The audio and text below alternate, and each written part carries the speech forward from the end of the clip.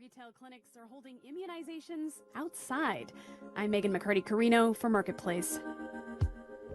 Here's something you ought to do tomorrow morning. Listen to the Marketplace Morning Report. David Brancaccio and the gang that gets out of bed real early to get you ready for your economic day.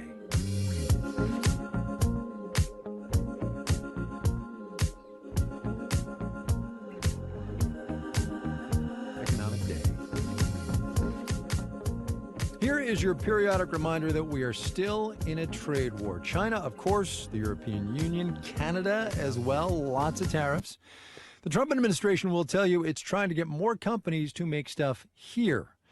Marta Miller has been doing that since well before the Trump administration. She is the co-founder and CEO of Lefty Production Company. It's based here in Los Angeles, and it helps fashion brands and designers turn their ideas into sellable clothes. Yes, an American manufacturing company, but one that, like so many others, has had to adjust this year. Ms. Miller, welcome to the program. Thank you. Thank you so much for having me.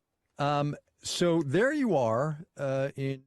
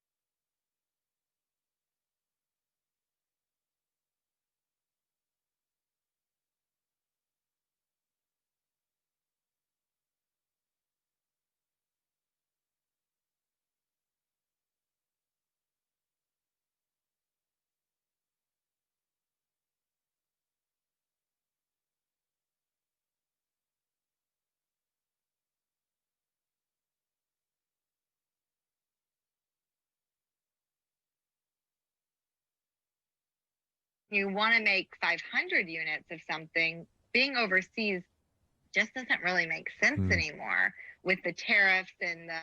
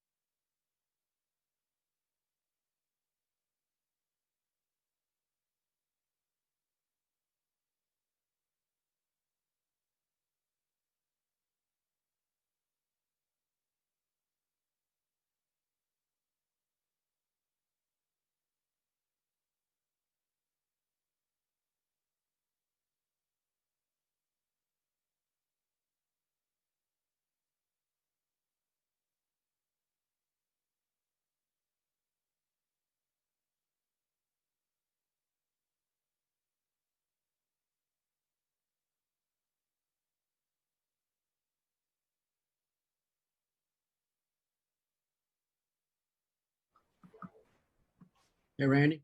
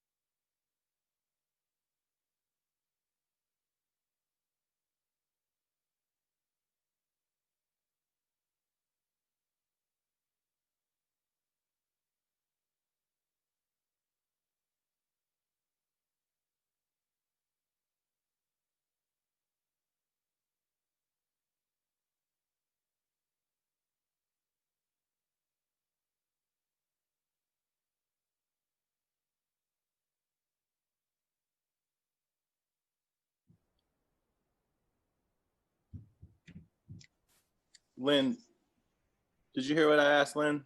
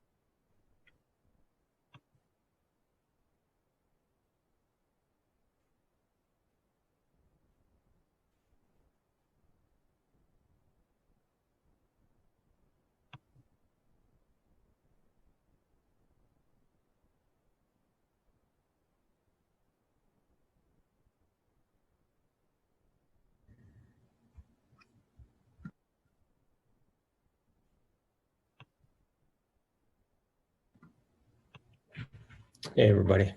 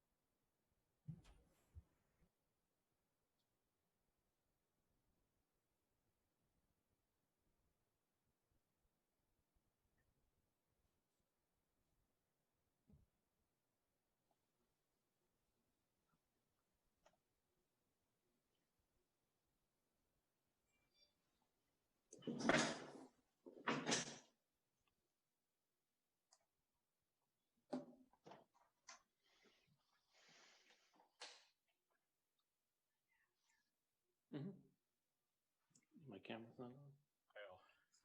You can close it.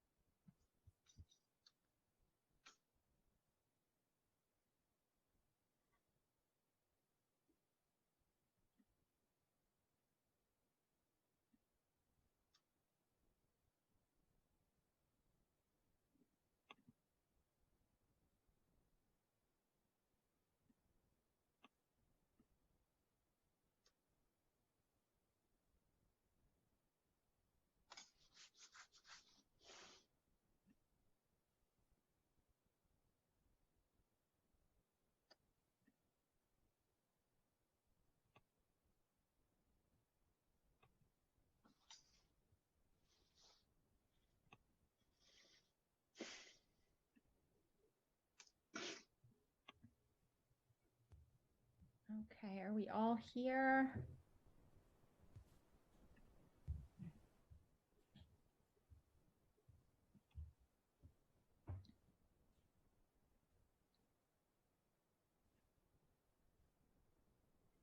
Okay. I'm going to be joining on the other account in just a minute. Oh, do you need a minute? No, I'll be here until I'm there. Oh, okay. Okay. So I would like to call to order the October 19th, 2020 regular board meeting of the State College Area School District Board of Directors. If you could please join me in the Pledge of Allegiance. I pledge allegiance to the flag of the United States of of America, the United States of America and to the republic for which it stands, one one nation, nation, under God, indivisible, with liberty and justice for all. Okay, I'd like to welcome everyone who's here this evening, and those of you who are viewing with us, everyone who's viewing with us remotely. I'd like to announce the board held an executive session last Monday regarding personnel, and if and to the board members with an agenda before you, are there any changes to the agenda? Amber, Yes, Laurel. could you pull out from the routine approvals, number G? Okay, so that'll become the first action item then. Thank you. Okay. Okay, so with that, we'll move on to our roll call of board members. Or I'm sorry, Dr. O'Donnell, do you want to do the review of the COVID-19 pandemic protocol first for how we run the meeting? Sure. As a result of COVID-19, this will be a virtual meeting via Zoom webinar. Nick Zepp will serve as host of tonight's virtual meeting. The IT help desk is available during the meeting if the community encounters technical difficulties. You may email itsupport@scasd.org or call us at 814-231-7743. A few notes for meeting participants. Board or community members want to make a comment or ask questions, please use the raise hand feature in the Zoom program accessed under the participants tab. For the public participants, there are two parts of the meeting participation for each action item and later on the agenda during public comment. Each person is permitted to speak for 2 minutes. The host will lower hands and mute or unmute speakers as necessary to assist with the flow of the meeting. All board members are participating remotely this evening. Policy 9 provides that where discretion is directly and/or by implication granted to the board may depart from policy. Given the extraordinary times and circumstances we find ourselves in, the board is choosing to exercise its discretion and depart from policy 3's requirement of at least 4 board members being physically present. This format also permits community participation. The board will continue to monitor the situation, make decisions on a case-by-case basis to continue or not with meetings in this manner. The board will return to strict adherence to policy 3 as soon as possible. Thank you. Thank you, Dr. O'Donnell.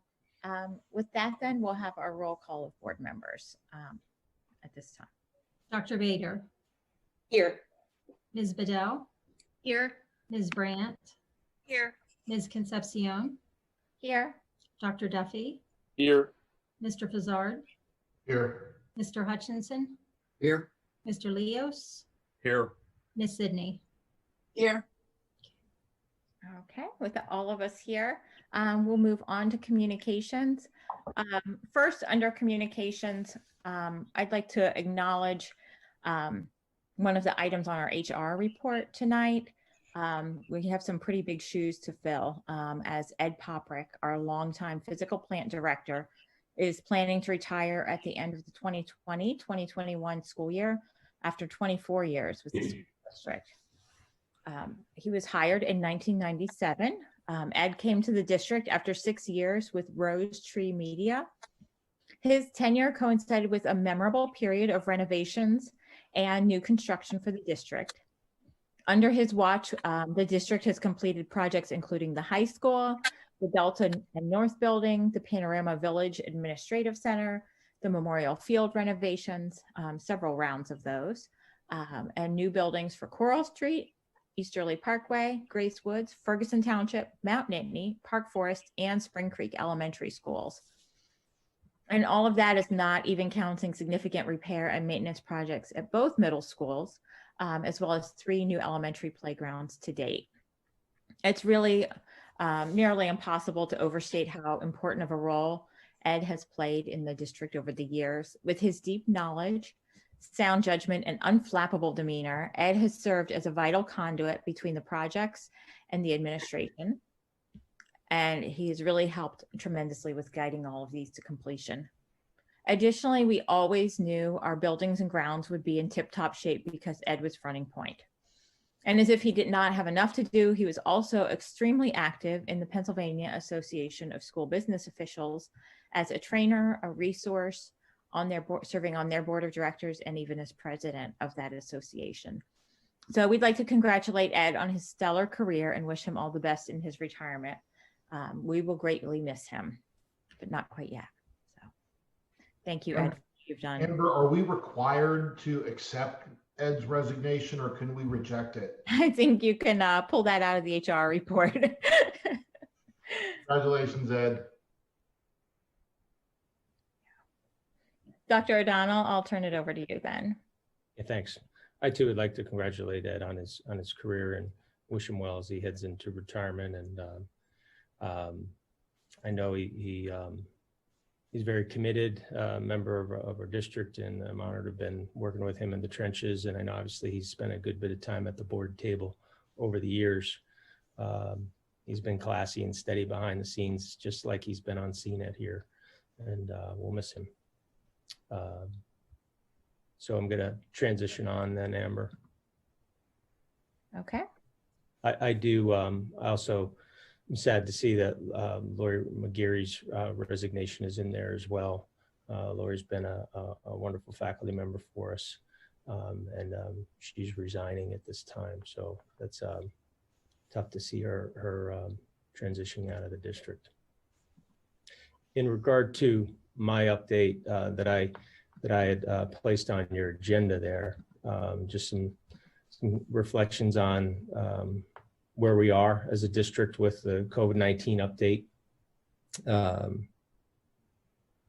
In consultation with the members of the safety team, we're working at least twice a week before we make a decision on the following week. And when we analyze the status of the virus in our community, there are multiple factors. I listed some in the memo for you that we discussed with the team and received their feedback and recommendations. And although we're seeing some positive change, we're also concerned with other changes. So obviously the diligence by everyone in our community and obviously in our schools regarding our protocol are critical, and taking that very seriously so that we can offer in-person learning. Right now, we still have a high rate of elementary students coming in.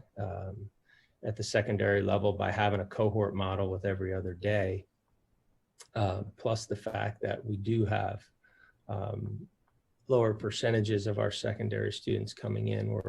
We're about 64% overall of in-school students still coming in, but the fact, because we're doing the every other day cohort model, the secondary schools have a lot less students in the buildings than the elementary schools. In regard to district case totals, we've had 7 confirmed positive cases of employees and 7 among students. And just recently we had an employee within the 7 who tested positive asymptomatic through the testing program. So our contact tracing has shown very few close contacts in schools for those 14. And we appreciate all of our nurses for all that they've been doing, including working to do the contact tracing so that we have that happen immediately, as well as with help from our HR office as well. As far as athletics, our safety team's been involved with any of the feedback with us as we manage when there is a case. We have 3 teams that are all in quarantine at this time. girls volleyball, and then just recently 2 soccer teams, the middle school Mount Nittany and middle school Park Forest, both the boys programs. One had one of our students, and then a student on another team who tested positive after a game in which our students played in. So hence, those are the 3 teams that we've quarantined. In regard to communications, as soon as we learn of any positive case, we first conduct the contact tracing, and then we communicate directly with the individual parties that were involved, if any, beyond in regard to close contacts. And then we inform the school and then the families, and then we post that to the dashboard immediately. So we've been reflecting on the communications, and our challenge is balancing the privacy rights of individuals and the transparency with the community. So Scott Etter's reviewing everything we've done to date, and we're going to weigh in on how we could potentially do that so that people who desire to see communications beyond their child's school can actually see those as well. Right now, we've been sending them to the school community where there was a positive case, not to the whole district. So, and obviously, we're concerned with making sure we're not contributing to outing individuals. So that's where we are on communications, and on any of those points, I'll gladly field any questions. Tomorrow midday, we meet with safety team members, and then we meet again on Thursday. Thank you. Thank you, Dr. O'Donnell. Is there a legislative update from David and Lori? I have a few things I can share. Thank you.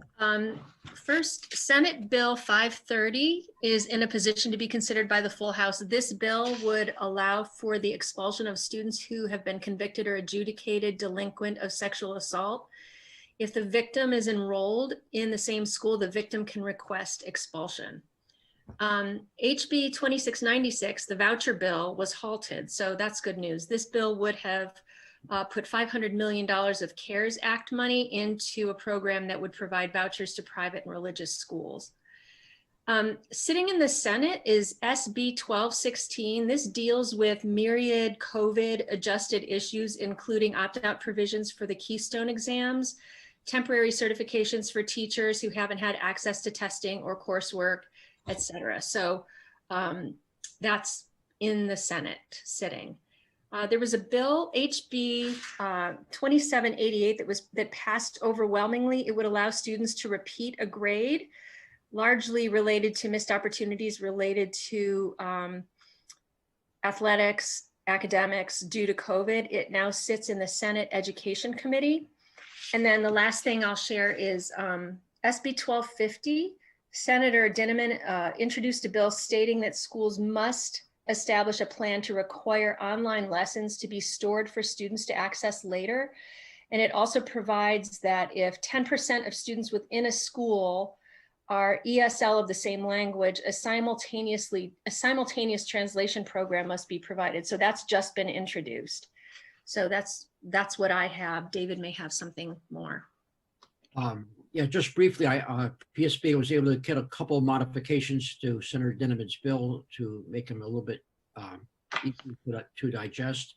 And then in the related matter, the Delegate Assembly for PSBA, which will be on the first Saturday in November, we're almost certainly going to be virtual with that. So for those who will be attending that, and details to come.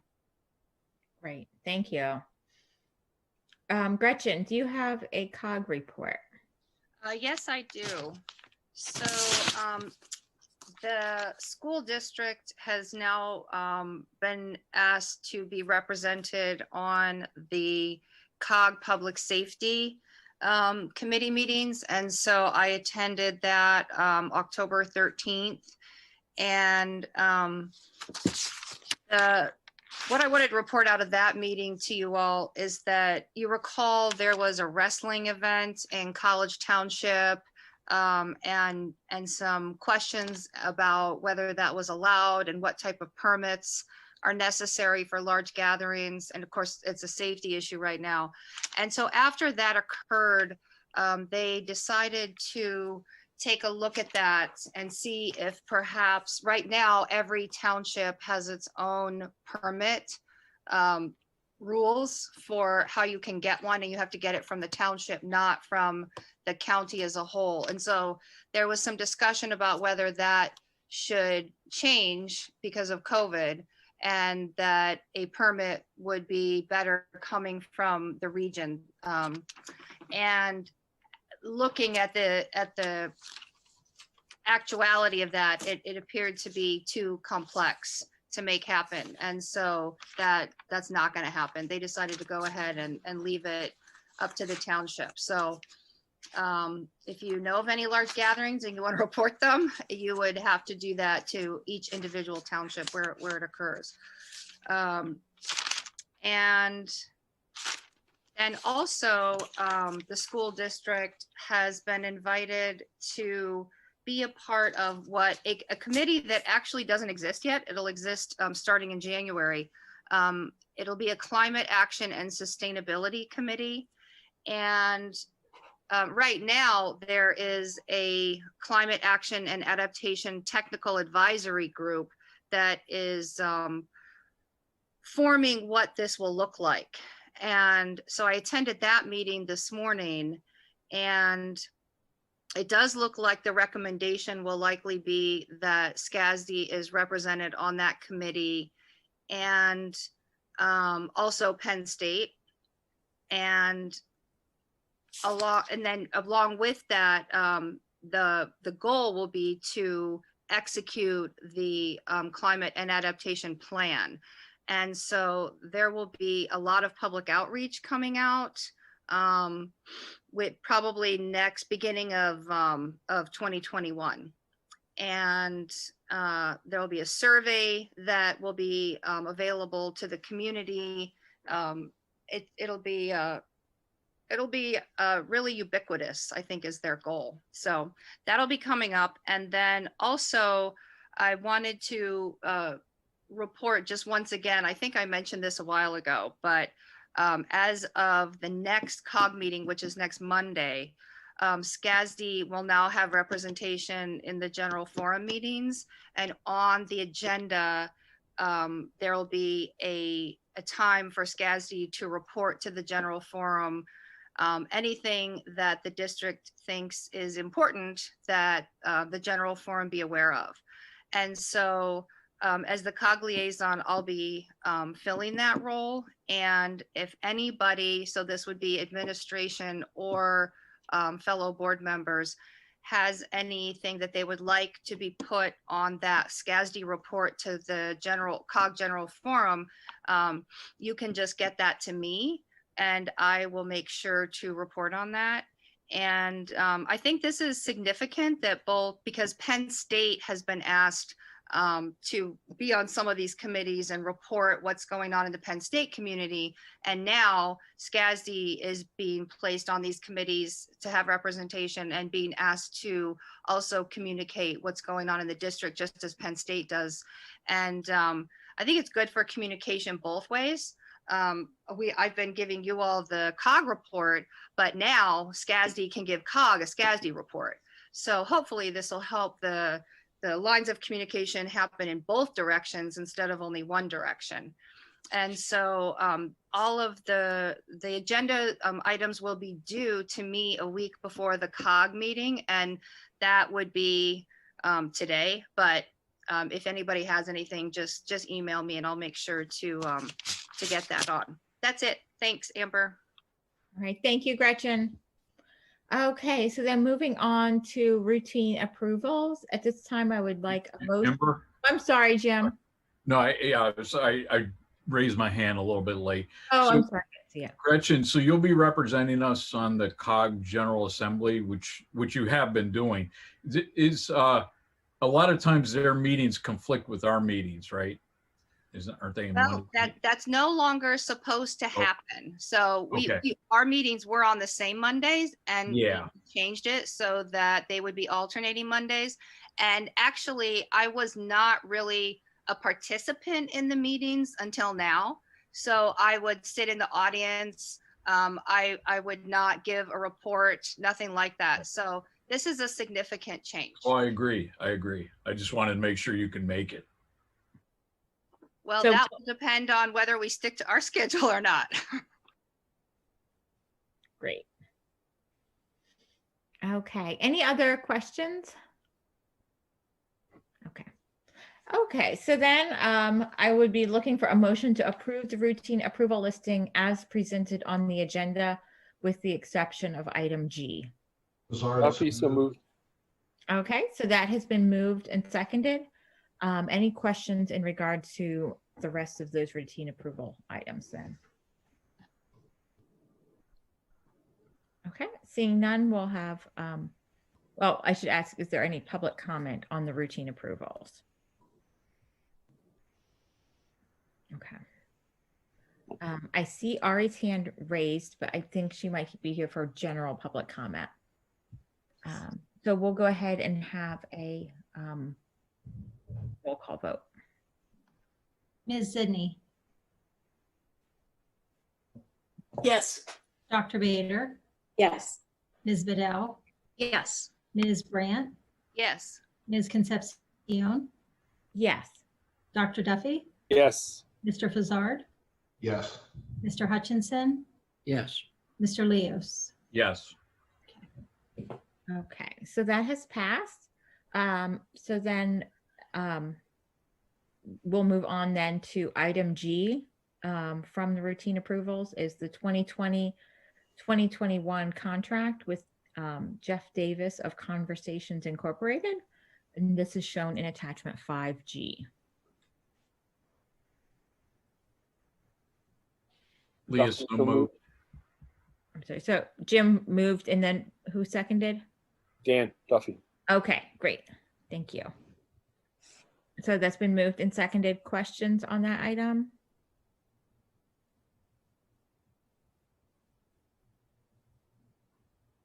Okay, no questions? Okay, then we'll have a roll call, or I'm sorry, we'll have public comment if there's any public comment. Okay. All right, we'll have a roll call vote then. Dr. Bader, Yes. Ms. Vidal, Yes. Ms. Brandt, Yes. Ms. Concepcion, Yes. Dr. Duffy, Yes. Mr. Fazard, Yes. Mr. Hutchinson, Yes. Mr. Leos, Yes. Ms. Zidney. No. Okay, so that item has passed. Item A under action items is a motion to approve the Memorial Field change orders as shown in attachment 6A. Fazard, so moved. Dell second. Okay, that's been moved and seconded. Any questions on this item or discussion? Okay, is there any public comment? Okay, Ari, I see your hand raised. Is this something that you wanted to discuss or were you here for general public comment? Hi guys. So We'll have each person is limited to 2 minutes, and if this is your, if you wanted to make a comment on this item, or you could let me know if you just wanted to make a general comment, we'll have that I later. just want to make a general comment. Okay, that'll be later on the agenda. Thank you. Okay. Any other public comment on the Memorial Field change orders? Okay. Then we'll have a roll call vote. Ms. Vidal, Yes. Ms. Brandt, Yes. Ms. Concepcion, Yes. Dr. Duffy, Yes. Mr. Fazard, Yes. Mr. Hutchinson, Yes. Mr. Leos, Yes. Ms. Sidney, Yes. Dr. Bader. Yes. Okay. All right. So that item has passed. The next item. Amber? Yes, I'm sorry, Laurel. Yeah, I tried to get my hand up, but I couldn't move fast enough. I just wanted to mention for people who may not have seen it, that if you go to the YouTube, the SCASD YouTube now, there's a great video that Nabil had put together about the new memorial field for people who haven't gotten to go actually be there. Since we're having to limit attendance, I thought people might be interested in knowing about that. Yeah, good point. Thank you. Okay, so item B under action is a motion to approve the agreement with Equity Literacy Institute for a proposed equity audit as shown in attachment 6B. Vidal, so moved. Leah, second. Okay, that's been moved and seconded. Questions, Laurel? And really just the things I had said last time. I was hoping there might be some more detail this time about comparisons with what the audit might have been from other places. Obviously, this is an organization that's involved with equity issues, but I am concerned about how we get buy-in when there's not a good public process so that people can see that this is you know, what other options we had and that we chose this, and that gives us also the opportunity to express why this, in comparison to other options, might be better. And it's not that I think the amount is too much per se. If anything, I'm concerned that what we're asking here, given the degree of concern that this is to address, I'm concerned that it may be too little actually. But mostly it's that I think that we really need to get back to doing a more public process for picking these. With that, I did want to thank, I did spend quite a bit of time and Dr. Chatter spent quite a bit of time talking with me about this, and I'm sure they'll do a fine job. It's more a public procedure and transparency issue for me. I think, and I'll have Saria weigh in. She obviously some reference checks in her relationships to understand, are we bringing somebody who has some expertise to look under the hood? There's no question we're going to learn some things that are going to be tough. I liken it to when we had some people from the University of Virginia take a look at curriculum for us, and that was difficult at the time. But then it's on us to decide how we move forward as a community. So I think that's where the collaboration comes in regard to what we prioritize to take action on, and how we map it out, and how do we get buy-in, because let's face it, change needs buy-in. So we need to have a lot of discussion around what we're prioritizing and why. But as far as making sure we have somebody with the expertise to take a look at policies, look at data, and give us feedback among a myriad of things, I think, you know, leaning on Saria to give us, take a look and give us her recommendation. Obviously, our relationship with Heather Bennett, I spent a little more time with last week. I know some of you were part of that program that we were in. And so with that, as well as PDE. So Saria, do you want to just weigh in a little bit? Yeah, so I reached out to 3 different school districts, one in Illinois, one in Maryland, and one in Iowa, which is Iowa was Sioux City Schools. And I spoke to 2 of the individuals on the phone, which 2 people got back to me and said, you know, can I talk to you on the telephone? And I was like, oh, well, I wonder what they're going to tell me. I got glowing reviews from all 3. The 3rd individual that I reached out to, I just randomly selected from a board that had actually put information saying that Dr. Gorski was doing an equity audit, and just reached out to them. So that was an individual group that Dr. Gorski was not aware that I was reaching out to. What I got was not only wonderful feedback, it was 3 different situations or involvement with Dr. Gorski. The district that had the longest amount of work with him was 4 years that they had been working with the Equity Literacy Institute in doing training, doing opportunities for administration, and they had moved into an informal equity audit process and indicated that they were going to be moving into a formal one when COVID hit. The group that I reached out to that actually had a formal equity audit done actually sent written feedback and saying that he was integral in helping them make really good changes to handbooks, to policy, and also helped with a number of issues around making the district more of an equitable place, not only in race, but for LGBT students as well. And then another district that I reached out to also again gave glowing reviews, but they gave a little bit more of a window into why the cost is so low.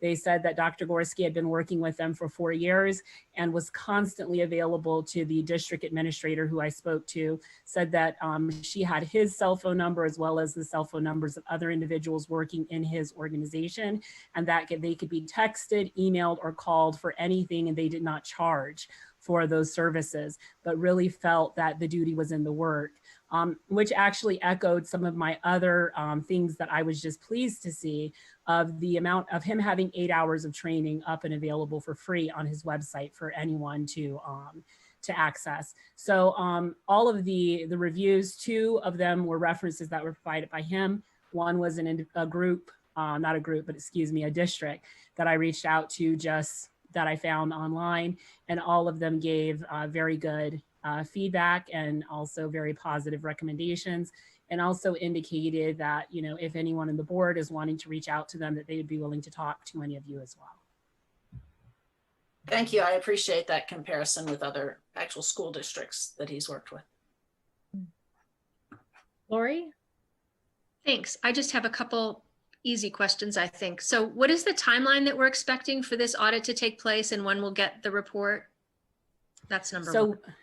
So we have a meeting set up with Dr. Gorski next Tuesday. We did not want to jump the gun, so to speak, before this had actually been approved. And in that meeting, we'll be setting up a deadline. And the purpose for us kind of jumping forward and making that meeting was because as I was searching to get the references, I actually saw quite a few districts mentioning him and potential work with him. And I got nervous that we would not be, because he wasn't that busy when we reached out in July initially when we were looking to do this. So we have a meeting with him next Tuesday, and we will be able to set a timeline then. Okay, that's great. And my second question is, I was digging around on the website and I noticed a lot of different ways that they do equity audits. There's focus groups and interviews and even ethnographic methods.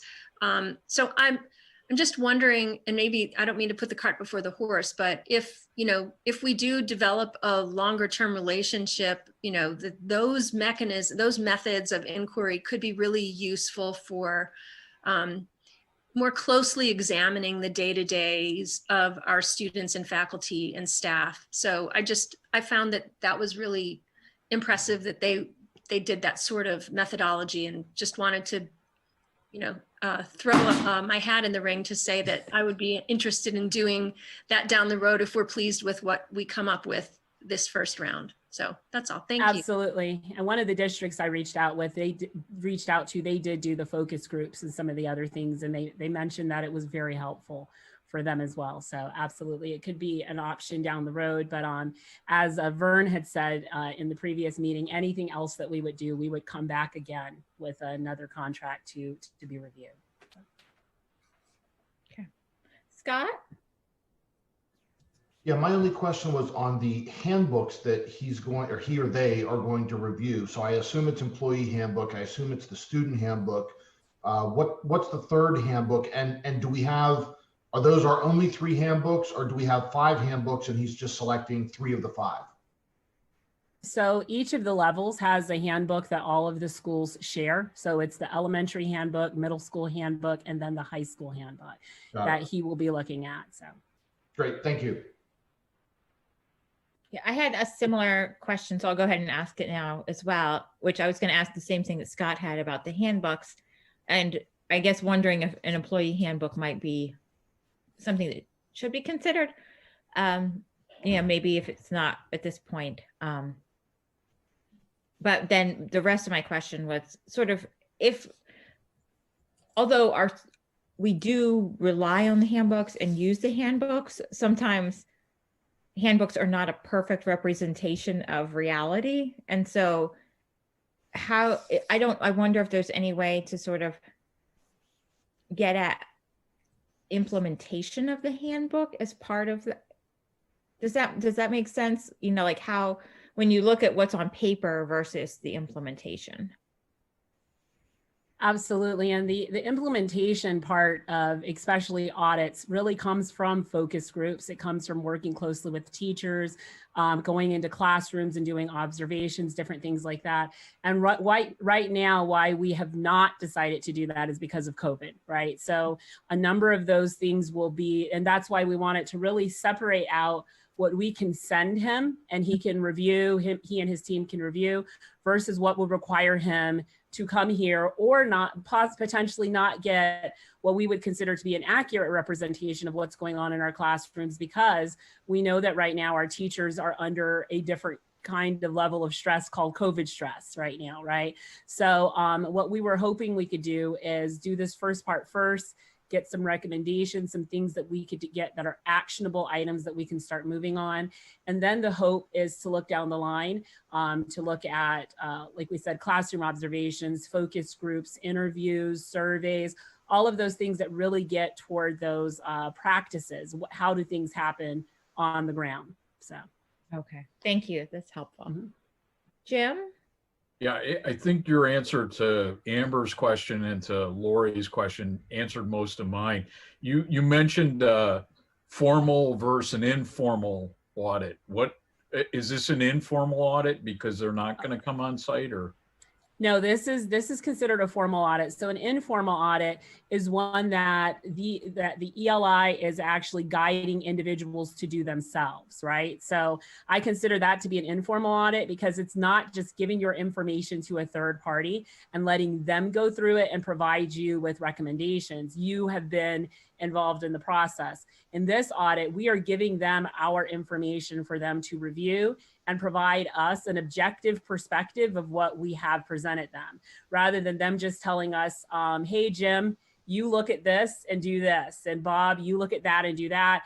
In that way, our lens is still involved in that process. And so for us to say that it's objective, we can't say that because we audited ourselves technically, right? So. Okay, thank you very much. Mm-hmm. Scott? Yeah, sure. Thanks for that. Actually, it raises a question for me of going forward. So after the formal audit, will they help us implement, and I would just call it, whether it's an informal audit or an internal audit, will they help us implement plans that help us continue to self-audit, internal audit, however it might be, to be able to keep track of the items that they either identified and suggested, and then we track progress towards, you know, whatever the recommendations might be or whatever that might be. Do you know whether that's part of the process or is that an ancillary add-on? So that right now is an ancillary add-on, because right now what part of them helping us implement would likely have to do with training and different things like that, because we probably know that training is going to come out of this. That is one of the purposes of doing one of the reference checks that I did when I was asking about training and kind of what comes afterwards, right? What comes after the audit. And that was one of the districts that he had been working with for 4 years, that he had been working with them, working with their administrators and working with school counselors and working with teachers in order to help to implement those processes and practices that you're needing to do the change. But the other purpose of why, even though we're getting a formal audit, the question is, how did he guide you through the informal process? Is that it's likely that we're going to have to, like you said, Scott, do this again and continue the process. So could he help talk our team through doing that? And it sounds like from the other reference that I got where he did that informal process, they really liked working with him and his team, which I think that that's really important, that people like working with your team, because then you don't want to get the person that people did not like working with. And so, yeah. So, and then the other part, Scott, is that right now he has a ton of training that's up online that is available for free. So at any point, if we're noticing that that equity literacy framework, all of those pieces are things that our faculty need, we can always push them in that direction and they can get the training for free in the process. So. Thank you. I want to just speak in regard to how we manage forward and prioritize. And I think, you know, in the spring and actually last winter when we were talking about this, you know, the questions I raised regarding how does this come together with strategic priorities in the district. And obviously we want to continue to have that curriculum process moving forward and refining and updating. And we want to make sure all the different priorities, you know, are considered as our school community. So how can this come together with strategic planning post-pandemic, so that we can manage all those moving parts within the resources and time frame so that we can move forward and make sure the highest priorities stay on the table.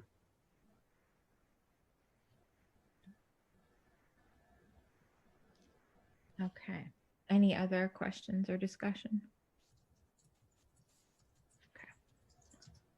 All right, is there any public comment on this item? Okay, then we'll have a roll call vote. Oh, I'm sorry, Michaela, I see your, no, I'm sorry. Are you there? Michaela, did you get plugged in on the Zoom?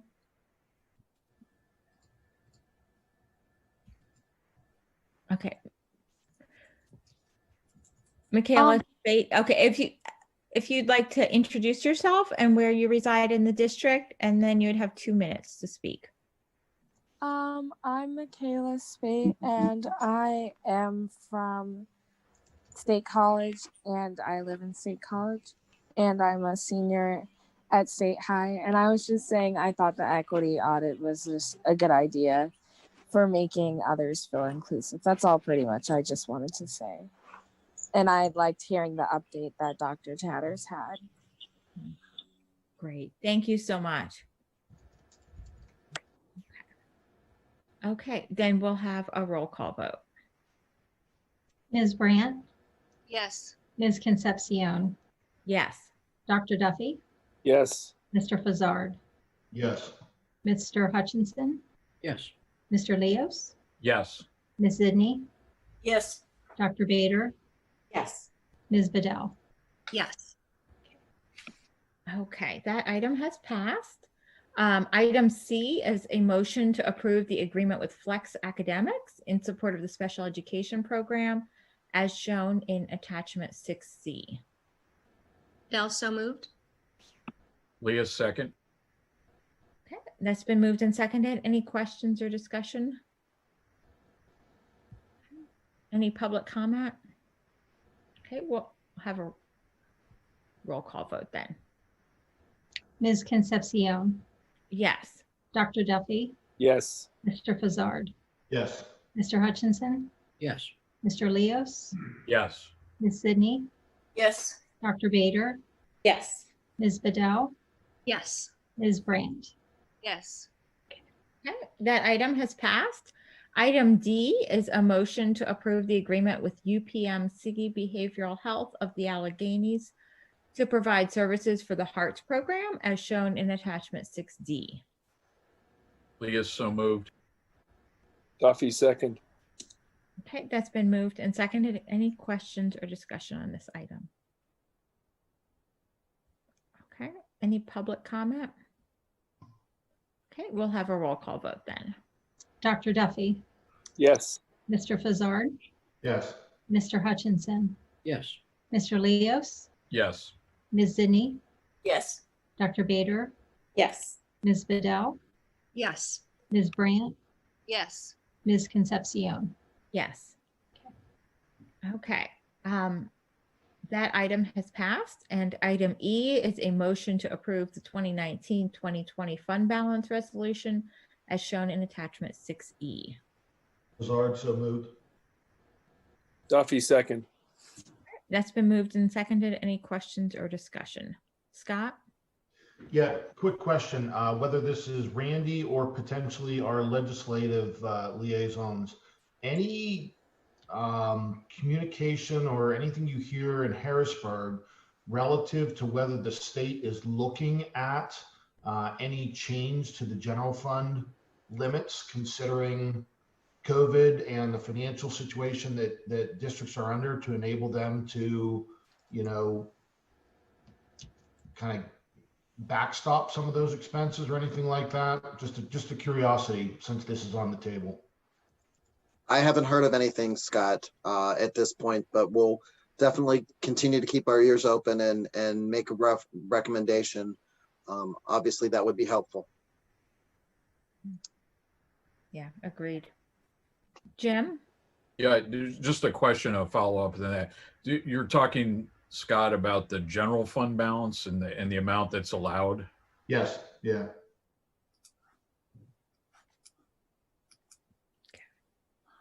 All right, any other questions on the resolution?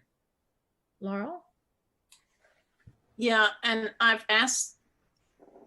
double checking on this. So this is, we're allowed to have a certain percent in the general fund balance. And then this will also have an additional amount that can only be used for what we're saying for the COVID thing, unless we were to reassign it. Is that, do I have that correct? The limit actually is in the unassigned fund balance in the general fund. Correct. The COVID assigned fund balance will be for those purposes unless it is reassigned in the future year. That is correct. And this comes because we were able to do a little better in the concluding year than we had anticipated.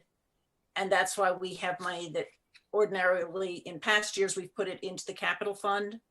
That is correct. And this, we're still doing some of that, but not all of it, anticipating that there may be things coming up. And this gives us more flexibility. That is an absolutely correct statement.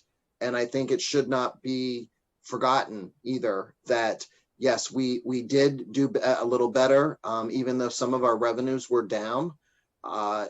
We were able to, or we experienced some expenditure savings because of the closure. And in many cases, much more than we had expected. And normally this type of fund balance transfer would be there would not be a fund balance assignment. It would be a transfer to the capital fund. And that is how our capital has largely been, cap reserve has largely been grown over the last several years. So it is not to go without notice that extra revenue not being transferred there, but we are keeping it in the general fund to help with additional expenditures this year and possible revenue shortfalls. And just one last thing, if we were to get to the end of the 2021 year and be looking, things, there was a vaccine, everything was suddenly wonderful again. And we felt that that was not needed there. Could we at that time, because I don't think that this year's budget doesn't have a capital fund transfer in it. I don't think. Could we at that point transfer it to capital if we felt that that was a safe thing to do at that point? Yes, that would be correct. Okay, thank you very much. Scott? Yeah, just a quick follow-up on what Laurel had said, Randy. So we could reassign the COVID-19 funds into capital reserve. If we didn't do that, in order to use them for ongoing higher operating expenses, would they come out of that fund? Would they have to go back into the unrestricted general fund first in order to be expended for COVID type expenses, or how would that work? And the reason I ask that is it's not a small number. And depending on when that transfer occurred, that transfer could put us above the 8%.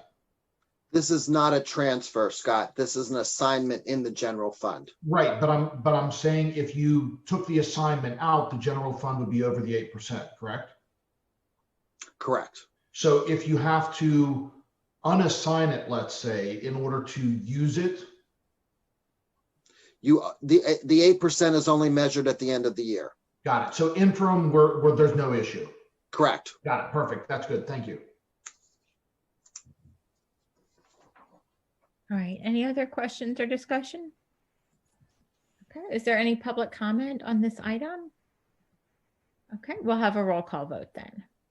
Mr. Fazzard? Yes. Mr. Hutchinson? Yes. Mr. Leos? Yes. Ms. Sidney? Yes. Dr. Bader? Yes. Ms. Bedell? Yes. Ms. Brandt? Yes. Ms. Concepcion? Yes. Dr. Duffy? Yes. Okay. So that item has passed. Moving on now to information discussion on the agenda. The first item A is under student learning. We'll be getting an update on the educational model. This is shown in attachment 7A. Vern and Deirdre are going to run point on this. I think to the and share an overview, and then we'll field any questions. I think, looking back at the summer with where we were, and we've been, we're at a point now where we know a lot more than we did then. And back then, a lot of us were not confident Penn State was going to remain in session this fall, and we were worried about it significant decrease in revenue. As per all the projections we were looking at, we were scared. And, if that would have happened, we were worried about jobs. And so we didn't come forward with requesting an additional $2 to $3 million to try to have a separate K-5 remote program as our initial ed model looked at. And one of the main reasons was because we wanted to give the students who were fully remote, and this is more K-12 now, wanted to give those kids access to our programs and our teachers, even if we had the ability to be in school. It is a challenging model, there's no question, and we're reflecting on it in many places around the district right now, because again, we know we're putting a lot on our teachers, and we want to try to take a step forward. So this is specifically focused to K2, and I appreciate the elementary team collaborating with the K2 faculty, and hearing people out, including the parent forum the other night. So I'll turn it over to Vern and Deirdre to take it from there. Thanks. Thank you, Dr. O'Donnell, and good evening, members of the board. On Thursday, we did have, this past Thursday, we had a district town hall where we invited all K-5 families to participate. And I'd really be remiss if I didn't take the opportunity to thank our district tech team, our district communications team, our principals that chimed in or were on the panel with me, including Deirdre and Danielle Yoder, principal at Easterly. And also wanted to thank Dr. Mark, who was present to answer questions in the chat. And so it was a good opportunity, I think, to engage with the community and explain a little bit more about what we're trying to accomplish here. And Dr. O'Donnell, is absolutely, spot on. We said, we looked at this at the summer, but just with all the uncertainty, and we would have loved to have been able to tackle this during the summer. Obviously, through feedback from our families and teachers, the dynamics of the hybrid model are most challenging at our youngest grades, where those students require the most attention from their teachers. And obviously that's at the K2 levels. And so at this time, we're choosing or focusing our supports there with adding additional staffing. And so with that said, when we started taking a deep dive into this and principals began conversations with our K2 teachers, we realized that we at 5 schools could restructure, and all of this just happened to be at first grade. We had the ability to restructure within that grade level. So a couple of the teachers were able to take all in-person students, and one teacher was able to take remote. And because there was space with the number of remote students, those 5 first grade teachers at those particular schools are also able to pick up some homeroom cohorts of first graders from other schools. So to make this all possible and to restructure and have remote students and in-person students with a dedicated teacher, it's going to require us 7 PTS positions at K2. And so my principals have been involved in interviewing, and I believe they've wrapped up interviews. And so we'll be, with the board's permission, hopefully moving forward with hiring some of those teachers to give our teachers some relief. And clearly, what really drove this was hearing from teachers in particular how difficult it was and challenging it was to meet the needs of 2 different groups of learners, and feeling like they weren't able to give their best and as high quality experience as they thought they could deliver to 2 groups. And so that was pretty compelling. Also hearing from some of our families that in some instances, they felt like their remote learners were, not getting the same level of attention as the in-person students. So with that said, we're proposing this plan to the board with the staffing increase. And additionally, we'd like to address 3-5 immediately in 3 areas. We do have some 4th grade areas, or 1 4th grade area at Mount Nittany, 5th grade at Ferguson, and 5th grade at Grays Woods that are large classes at those grade levels, and would like to take 3 of those positions. So a total of 10 positions, and those 3 would be immediately targeted there. Also, I think worth mentioning is, our focus obviously was at K2, but my principals are beginning to engage in conversations with 3-5 teachers around, ways that we could utilize potentially existing staffing and maybe restructure with existing staffing to provide some of the same relief at 3-5.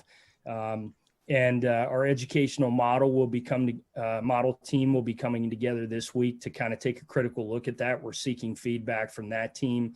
And then, as I said, principals and are engaging with individual grade levels and teachers to discuss ways that we might be able to address that. So the increase in 10 positions, when you figure in benefits and retirement, we're estimating a cost of about $1 million. And we'll be using the district's contingency fund to fund those positions. So I'm open it up for any questions at this time that board members may have. Okay, board members. Dan. Yeah, I want to thank Vern and all the members of his team and the elementary principals and the K through 5, but particularly K through 2nd grade staff for basically getting through the last 6 to 7 weeks and learning from that as we discovered what we were really capable of doing in terms of our financial situation. Because it was really scary this summer in terms of what the limitations could be in terms of the condition and the actions by the university. So we were between a rock and a hard place from what I understand. And it was clear to us on the board that though we didn't hear from the elementary teachers, we did certainly hear from families. And having worked at that level, along with all the other levels in the school district, developmentally, that age range, particularly kindergarten through 2nd grade, is particularly challenging on a good day in terms of even the way things work in a typical classroom. So I'm really glad that this thought was given to this, and flexibility was means by which there could be some adjustments. And it really sounds, Vern, as if you really actively engaged, and Deirdre as well, actively engaged the building administrators and the teachers in this process, and also involved the community of families last Thursday. So I want to thank you for being so responsive. And once we realized where we stood in terms of our capacity, that we made changes in a very extraordinary time. There's another side to this that occurred to me, is that this has never been done before. We're inventing things, basically on the fly. Teachers are as tired in September as they would typically be in June. There are enormous demands that are being placed in the system. So in the midst of that, I really appreciate the efforts made to find more capacity and provide supports for kids who really, and in the sequence that we're following, going from the neediest and forward as we can to be able to support the needs of all the elementary students. Thank you. Okay, thanks, Dan. Laurel?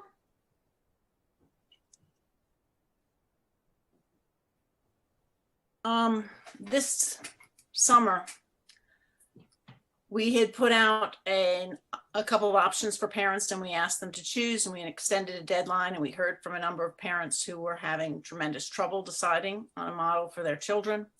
We know and knew that there was no one-size-fits-all model, but there was a lot of trust that a lot of work had been put into picking models. And then when there was a real request for a remote-only model, the district stepped up and offered that. And then about just over 3 weeks before school started, we got an email that said, well, when the final numbers came in Monday night and we started placing students, it became clear we faced two problems, serious problems. The in-school numbers were so high that it wouldn't work. And because of having to follow the health and safety plan, there wasn't enough physical space. Nowhere in there did it mention finances. Now we know hiring more teachers are finances. In numerous emails back and forth that both with board members and that people sent with parents sent to us, we were hearing from teachers already knowing it would be very hard. Not once did someone come to us and say, guys, this is what it would cost. We recommend that we don't do it because of the risks that are out there, but we're giving you, the board, the option because we do carry reserve funds. And we were thinking by then, we were very worried about Penn State, but still we have reserves already. And this should have been something that the board was given the opportunity, and the community along with the board, to consider. We knew it would be hard. We have lost good teachers because of the stress we have put on them. We have set back parents and children. And I think that people think and assume that the board had all of this information, and we didn't. And I know our administrators care very much about children and did what they felt was right. But that's part of our job as a board working for the community. That's part of what they elect us to do, is to make some of these hard decisions. And we need to know what's going on and not be told it's one thing when it turns out we hear 4 months later, 3 months later, the primary reason that we switched 3 weeks before school started was due to finances.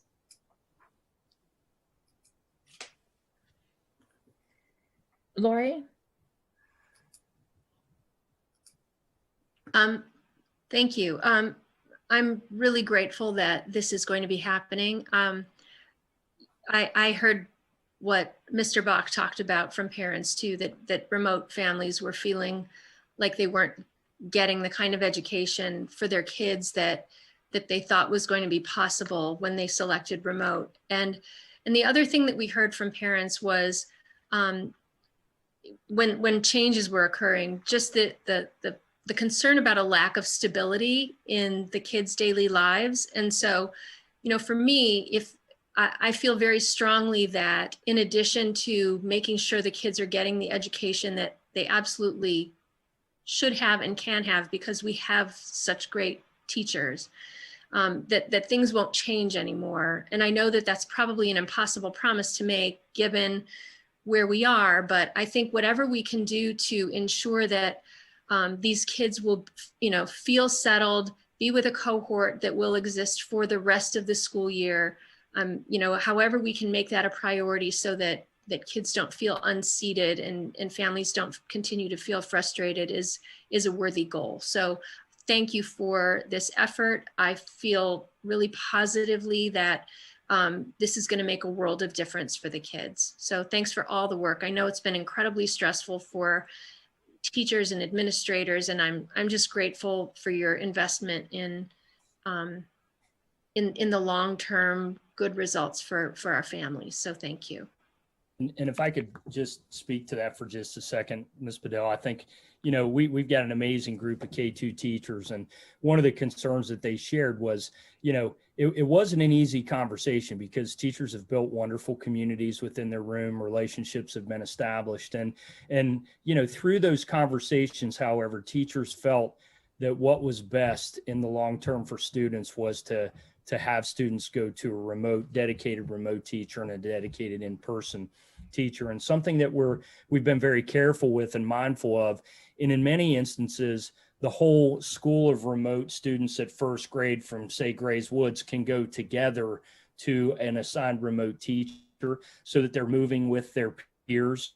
And at a minimum, there were a couple instances where we had to have just a cohort of homeroom students, but they're all transitioning with students that they know, that they've been in either homerooms with or on the entire grade level with. So that's something that we really tried to focus on through this to help with that transition so that there'd be friendly faces and those relationships could stay intact.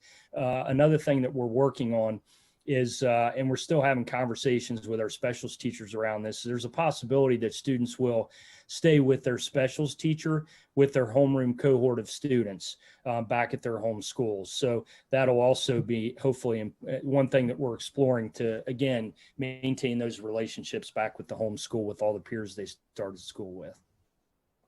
Oh, that's great. Thank you so much. Mm-hmm. Amy? Hi, yeah. So I just wanted to touch on something that I've harped on a little bit in the past, and that's the situation that school districts in general were placed in. I do think that nobody's happy that things got so complicated and that the systems that we set out to hope to establish were not functioning in the best way for all kids. I do really appreciate the fact that our administration could recognize that this was not sustainable and make efforts to find ways, now that we have some more stability, knowing what's going on financially, to make adjustments. And while that means some transition and upheaval for some people, the goal is certainly to provide the best experience for all those involved at these levels. So it's not easy to say something's not working and to make a change, and that takes a lot of courage to, you know, institute those changes. So I appreciate that work was done and those efforts were made, hoping for a best outcome for everybody. But in looking at the larger picture, we've got to also be talking about the fact that there were other institutions who could have played a bigger role in supporting school districts in general, so that these kinds of decisions didn't have to be made. So all these types of decisions about how do we provide different choices for families and how do we staff them, as has been remarked on, come down to financial issues. And the state and federal government failed to prioritize opening schools safely and failed to provide the funds necessary for us to provide the kind of options that families and students needed to be successful. So we had to do our best guess on the budget and funds we thought we had to provide the best we could with what we had in front of us.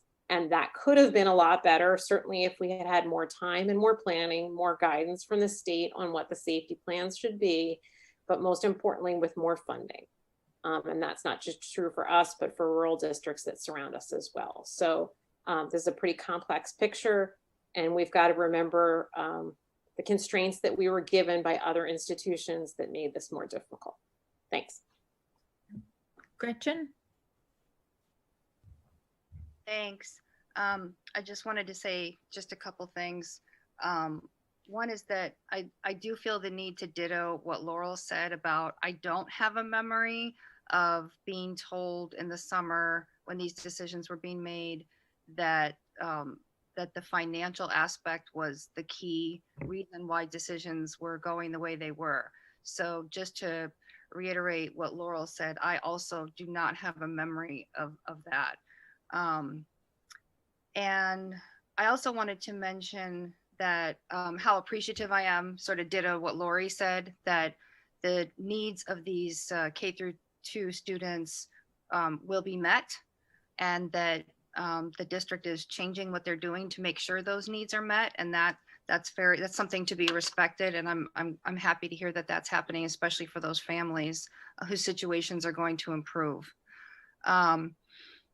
I wanted to mention, and I feel the need to mention, that just as in the K through 2 groups, we were told that it depends on the particular classroom or teacher whether changes needed to be made, because in some classrooms everything was going fine with the hybrid model, and then in other classrooms they weren't. And what I'm hearing is that that's also the case in other grades, not just K through 2. And that it depends on the classroom and the teacher. And I do wonder, and this is just from the community coming to communicate these things, is maybe it depends on what goes on in the classroom. So for example, if it's a workshop model that a teacher primarily teaches off of, that's what I'm hearing is incredibly stressful and unmanageable and not sustainable in the long term. In a hybrid model, while a lecture type course is more manageable.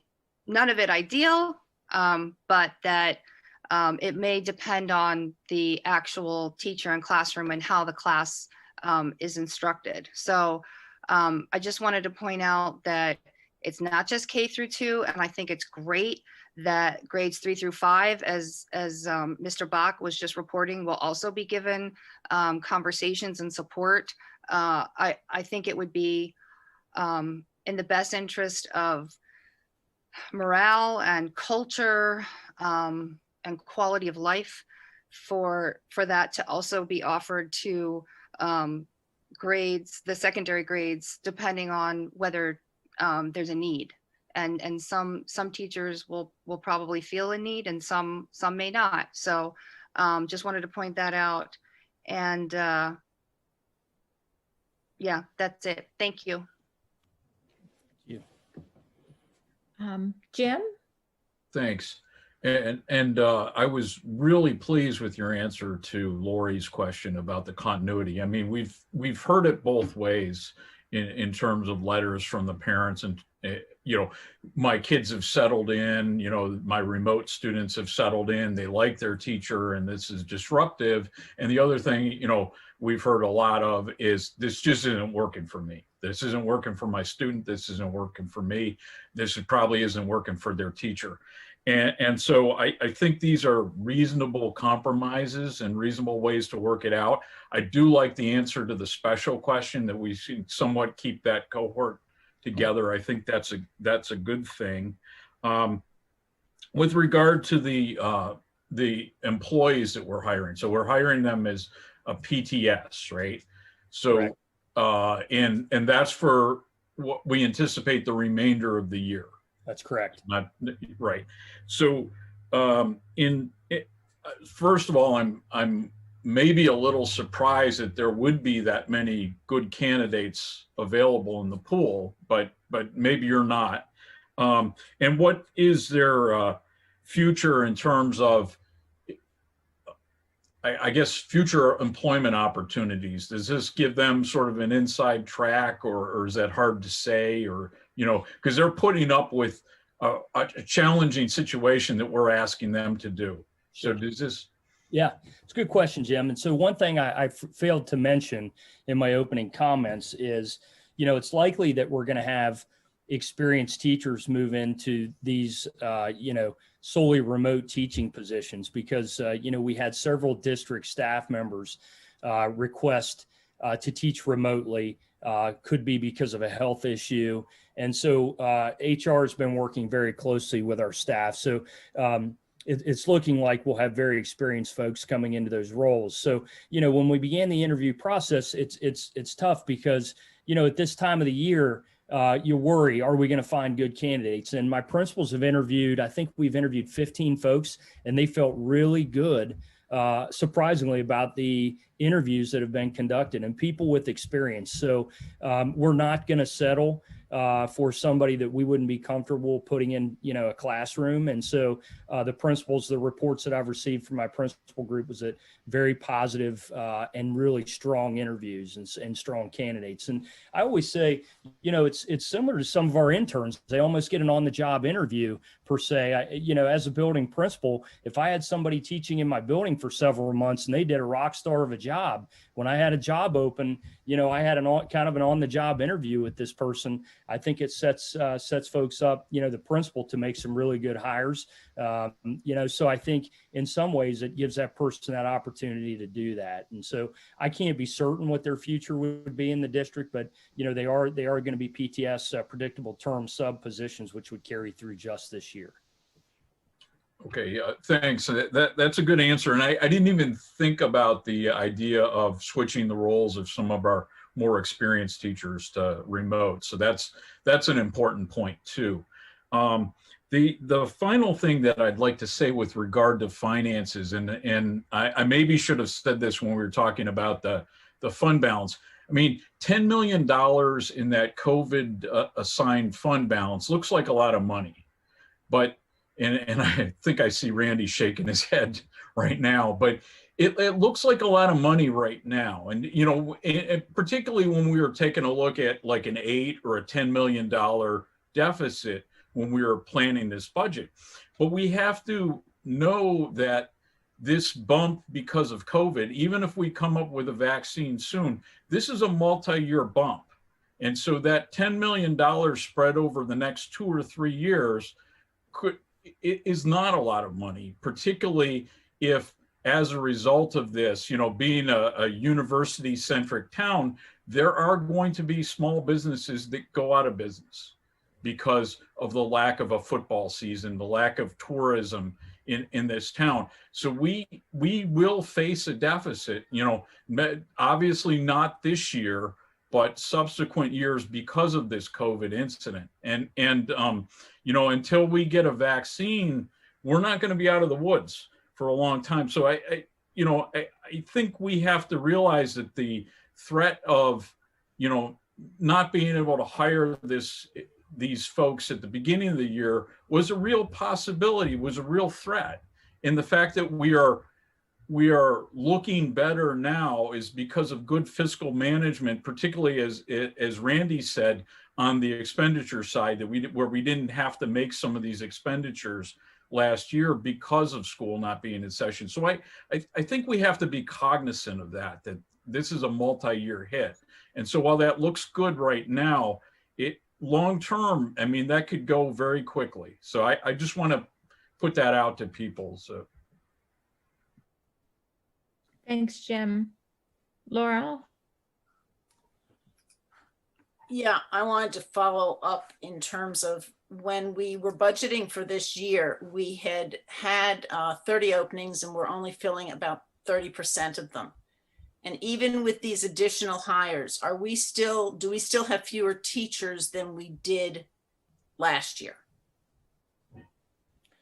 Well, no, go ahead, Dr. O'Donnell. I'm sorry. K-5, we did hire, I believe, 8 people this summer to help manage our enrollments better, especially with the 6 feet of physical distancing being required. So we did take a step toward that. But to answer your question, I'll let Vern step in, and then I don't recall off the top, Laura, how many unfilled roles. I know that we had several unfilled roles. We still have several unfilled building and district administrative roles. So we have several around the district and support staff roles too.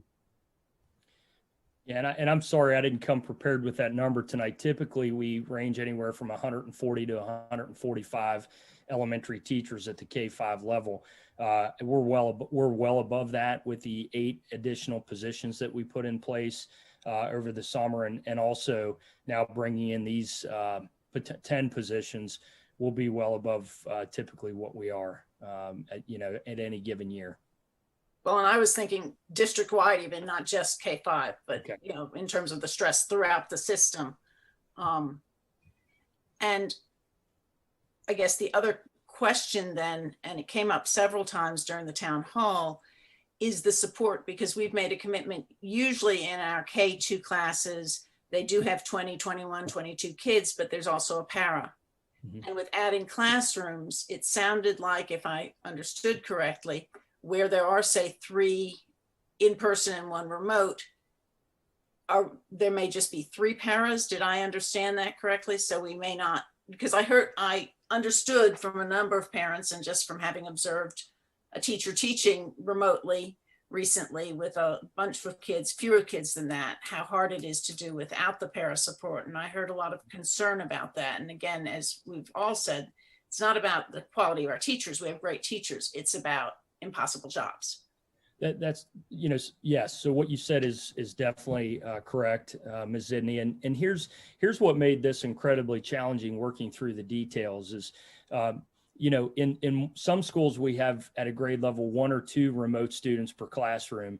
And at that same grade level in another school, it may be over half the class is remote, 10 remote students and 7 or 8 or 10 in-person students. And so principals are going to be working with those grade levels to really carefully make sure that support is spread across and look at need as well, and make sure that we're applying the paraprofessionals where there's the need. You may have more of a need in one school because they're a little bit heavier within person. And so they're going to be working with those grade levels and ironing those details out. But that is correct. At this time, we're not adding additional paraprofessionals. And then I had one more question about the model, and it came up also Thursday night in terms of the asynchronous Wednesdays that we have. If the entire district goes remote, we will keep those Wednesdays. But what I don't understand is if we felt that that was necessary for remote teachers, we're not, if I understand correctly, we're not planning to do that with the all remote classrooms. And I was wondering if you could explain why that is, because I know that was a question that came up quite a bit. Yeah, that's correct. And in order to ensure that we're able to stay on pace with both groups of students, we want to make sure that students all have the same opportunities. And if the remote students were taking off that Wednesday, they obviously wouldn't have the same opportunities as the in-person students. And so we wanted to be cognizant of that and make sure that students were progressing together. But if we go to remote, that is still the plan. The whole district goes to remote. Okay. That is correct. Thank you. Other questions? So this would come back to the board essentially through the HR report then, is that correct? When these teachers are brought on board, is that the next step in terms of the board level decision making? Yes. There's contingency funds available in this year's budget. It would not take a board action to encumber these funds. Okay. So the only board action required then is hiring the teachers. Correct. Okay, good to know. All right. Any other comments or questions? I just wanted to, Jim made a point in regard to what we've done with reserves, and we are concerned with the state of the community and the economy, and we'll know more as we go through the year in the budget development process to better understand where we are for next year. But when we looked at that reserve, we were looking at multiple years. So I just don't think we're going to understand the impact of what this is doing to those local businesses. I was on a business call with someone who their company owns multiple hotels in town, and one of the more popular hotels in town, I'm not going to share which one, typically every October has e-commerce of over 10 million at this date for October. Right now, they're just about at 1 million. So it just shows you the impact this is having on some pretty big taxpayers, to us in particular as a school district. So understanding where we are moving into next year, we're far from that. And I just wanted to point that out because that reserve that's sitting there, if we all say, hey, let's use that right now, we could really be setting ourselves up for next year's budget being a lot more difficult than even this year's. So I just wanted to share that, Jim. I believe your observation makes sense. And I think it's just too early to understand where we are in terms of what that might be needed for. So thanks. Okay. Laurel, I see, did you have one more question? Sorry, you're on mute. Sorry, took a minute. I just wanted to say and be very clear, I was not by any means trying to say that, hey, if we'd gotten this, we would as a board have gone for it. That was absolutely not what I was saying. I think probably on this board, we all recognize that in addition to the local issues, we know that our state is taxed, our nation is challenged, and we may not get the same funding next year that we're getting this year. So I was not trying to say that we would have approved it. What I was addressing was the just being straightforward with ourselves and with the community about the choices that we have and explaining what they are and then what we decide to do. So I did not mean to imply that I would have gone all in to spend the reserves. We do rely on our administrators even now to say, okay, this is the balance. And at this point, we think it's reasonable to spend this amount for this reason. It's those type of inputs and advice that I appreciate getting. Laura, I appreciate that. As we looked at it, we just thought we'd be running it into a brick wall, and to generate proposals of that magnitude with what we were dealing with, we thought was really just kind of crazy with what we knew at that time. Obviously, I wish we did it back then. I don't like being here now making change. Nobody does. But I think with what we knew then, most of us weren't expecting Penn State to stay in, including people that work for Penn State. So, we're in a much better place, thankfully. And, I appreciate the team for scrambling to make this happen, because this was a lot of work, a lot of people talking. Obviously, we collaborate with our faculty and support staff and the association leaders. And to a person, everybody agreed that in those leadership roles agreed that K2 was our biggest problem. I mean, this is hard K12 to a point made by another board member, but K2, it's on another level. When a 5-year-old sneezes in a mask, that's a very different scenario for a person who's leading a classroom than a 15-year-old. So, and I'm not saying I don't have compassion for the other faculty. I just think it's a different scenario. So that's why we only brought this forward. Yeah, I think not knowing in the later part of the summer whether or not we'd be able to be in school in person for a sustained amount of time was just another element of uncertainty that we were dealing with as well. Okay, not seeing any other questions or comments. Then we'll move on to item B, spring break, shown in attachment 7B. It's a fun one. Here we go. You know, our memo outlines some things, and before our team talks to the calendar committee, we just wanted to just speak to the obvious. You've been receiving questions. We've been receiving questions. We've run the calendar, the spring break situation by the safety team and concerns for travel. And there's some different views. Obviously, we want safe travel. So we don't want unsafe travel. And there are differences to that, at least from their standpoint. But before we go and have conversations and consider coming back, we just wanted to run this by you. From my perspective, I think if we did restructure spring break, I think we'd want to look at, not in the same way that Penn State is working it. They're working in some mental health breaks for people over there. From our perspective, looking at all of our employees, support staff, faculty, having some during the long haul of the year. When you look at, you know, obviously most of January, and you look at, we're in pretty much for the full month, February, March, that's a long haul of the winter, and having some break in there for our employees is what we believe, and kids, we think makes sense. I don't know what that would look like. I know Penn State's looking at midweek use of days because they don't want to have the travel issues. I think I'm not suggesting that's what we would bring forward. I think to consider all of our employees and students, we'd want to have some type of shorter breaks potentially come back. But again, I think before we go talk to the committee and consider where we go from there, we wanted to run this by you. So I'm going to ask Will and Vern, do you guys have anything else that you want to highlight from the memo that you're considering there? I don't. I think you summed it up. Will may.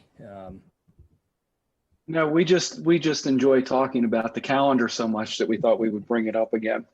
Now, I do have a meeting scheduled this Wednesday, and again, we want to take some direction from the board. But Vern and I do have a meeting scheduled this Wednesday with the calendar committee to get some input from our staff and the folks on that committee. And we do realize if there are any change, we would want to.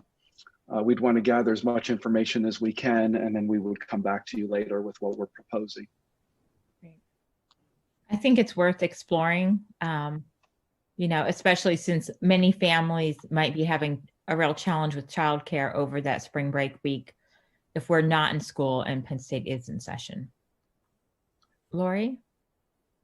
Yeah, when I first saw this, my inclination was, well, yes, of course we should do this. And so I think exploring it is important. As faculty, I will tell you that when Penn State said they weren't having spring break, my heart sank, because it is literally the time when I catch up on grading. Being sympathetic to teachers who are teaching remote, like the workload is truly like an extra 50% of or more of what you're used to. And so I would just encourage consultation with teachers so that they absolutely feel like they're going to have some time to breathe and catch up, because it is such a slog. And I know that you recognize that, but just as one teacher to all of you, I'm just telling you, it's just, I'm going to be really sad. Dan? Yeah, what Lori said, essentially. We really shouldn't, we can't overestimate the stressors involved with implementing the models and the changes in instruction that we're asking of people, and the fact that this is an enduring effort. And I think, as Bob was saying earlier, we're really basically looking at a week in the heart of the most demanding part of the school year for any school year. I think the priorities ought to be about staff mental health, and to the extent that we can provide some room for them, as Lori suggested, to catch up on grading or to do other kinds of things that allow people to kind of take their breath and recover. And we'll all be celebrating in June, I think, when the year ends. But we need to really support our staff as much as possible. This might be an important opportunity for that. Thanks, Dan. Scott? Yeah, I guess, in general, there's more to it than just this simple comment, but in general, the only reason we have a spring break is because Penn State has a spring break. So if they are not going to, then I would be, a little more pointed than just exploring it. And really, I would be more changing that narrative to exploring what we're going to do with that time, and fully agree with Lori and Dan, whether it's teachers, staff, students, whatever that might be, that break, or a break is important. But I think maybe it also gives us an opportunity to look at other aspects of the calendar and how high stakes testing in the spring has traditionally impacted learning, and whether we can make some tweaks to that approach that helps us gain a little bit of time. With our remote option, I would certainly assume that we will have no snow days this year. At least, I mean, again, I don't know how that plays out at the elementary level, et cetera, but with the remote option, certainly we should be able to continue teaching, in some way, if kids aren't able to get to school. Again, I know there's a lot more to it than that, but I just think this is an opportunity for us to take a step back and really look at a calendar that was largely developed prior to the crux of this pandemic and how it was going to affect us actually hitting, and see whether there are things that we can look at moving forward that we might have done differently if we had hindsight, and now we have the opportunity to apply a little bit of that hindsight. So thank you. Thanks. Dr. O'Donnell, the snow days issue is that something we would have had to have had permission from the state to change that? Well, I understand we did. However, since we have had the remote option approved at the local level, I believe it would be a consideration. We do have a request in and a question to the state. One of my thoughts on that one is but again, I think this needs to get a lot of feedback around the district. My personal view of seeing what it takes when we shift to full remote, that's a lot, especially in K-5, especially with students who have needs beyond our regular student population, whether they get special services from special education, whether it's English as a second language services, whether they have a 504 plan that we can't service when they're fully remote. I think that to shift on a dime when we have the fine Chris Rosenblum making a 5:30 a.m. phone call is, or telling people to take all their stuff home the evening before because it might snow. I just think, I feel like we should consider the snow days as is. We have 6 in there we have 1 in April, 1 in May, and then 4 in the calendar. We do have a pretty early out this year with the calendar as is. So that's, I don't think we should tinker with the snow days. If we get some days that also builds in a breather for kids and faculty in the middle of it, and not a harried experience to transition to full remote. But again, I welcome the feedback from the committee on how to approach that. And then also, I think we look to our school community and what it takes to pivot to full remote. Because I know right now when we make a decision to go remote, there was a lot of planning in that. So that's where I stand on it right now. I'm not so ready to just say go full remote on a bad weather day. Kyle? Thank you. So I just wanted to say that especially like every year, spring break is really nice, obviously, but especially this year, this year is harder than any other year that we've had, both on teachers and employees. And I know from personal experience, it's harder on students because some kids are trying to navigate full remote. Some are trying to navigate this weird back and forth half and half thing that we're doing. So I think this year, more than almost any other year, it's really, really important to have that week built in, where there's just a week that you can just decompress, relax, do what you like. And I know that at least the Penn State plan, where they're building in these mental health days, putting in 3-day weekends in some places, taking Wednesdays off in some places, that doesn't really, it doesn't accomplish the same thing. It doesn't give you a time that you can actually just let go, unwind, decompress. If it's a Monday off, you're just thinking about the chem homework that you've got to do on Tuesday. And I think in the middle of this long slog that we don't necessarily know what it's going to look like in terms of being in school, remote, a hybrid model, what have you, between the end of winter break in January and the end of the school year in June. I think that it's really important to have at some point a period where you can just decompress, unwind, and let go. And I do understand the concern that we might have a lot of families who decide they're going to take that week off and just go travel and go somewhere. But I think that most families will be responsible probably and not travel and stay here. And of those that do, because of the pandemic, you're probably going to have a lot more choosing to go somewhere where it's mostly outside, go camping, something like that, where there's not a lot of risk of spreading the virus or bringing it back into town anyway.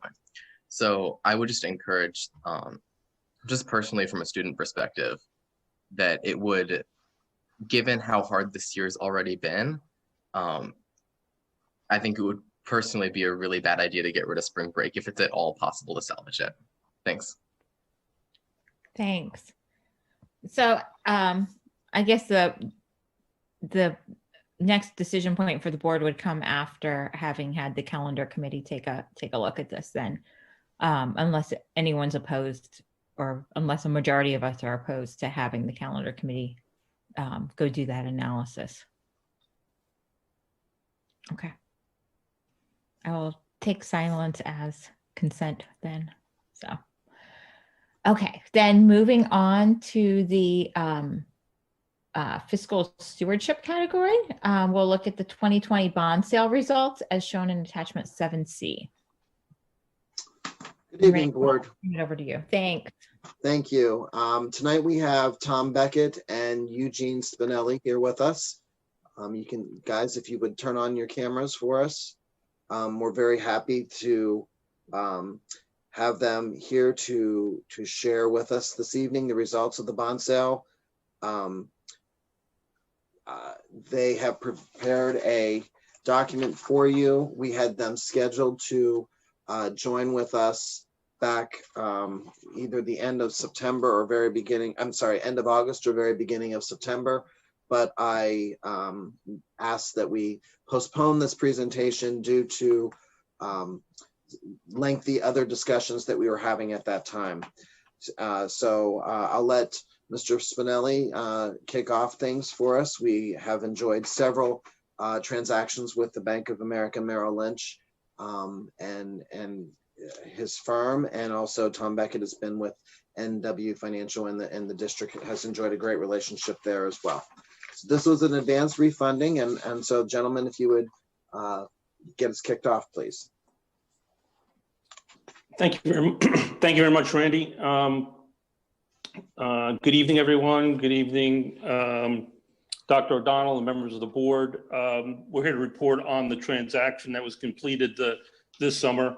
It was completed and priced on August 12th, so just about 9 weeks ago. $5,975,000. So one of the smaller transactions that you've done, but nonetheless an opportunity to refinance your Series A and B of 2014. The overall transaction generated $432 $1,000 in savings, 6.9% of the refunded bonds, and perhaps most importantly, 385,000 of that savings will come in this fiscal year 21. The overall transaction had a all-in interest cost of just 1.2%, and it was relatively short because it was refinancing existing debt. So the longest maturity was 2028. So, overall, throughout the pandemic, there's a lot of volatility in the market early on, a lot of selling in the municipal market, which caused a dislocation, and for a period of weeks, very few transactions were done, and interest rates spiked up significantly. But the market did correct, and soon rates came down to very low levels, and the district was opportunistic in taking advantage of this opportunity, this summer. So in the presentation, we show page 1 just went through the transaction overview, some of the highlights there. I think we flip to page 3. That'll show you the next page, Nabil. Yeah, there you go. There you go. Okay, so yeah, this shows the maturities that we were selling, 22 to 28. Again, relatively short. The interest rates on those bonds range from 0.33% to 1.01%. Very low levels of interest rates.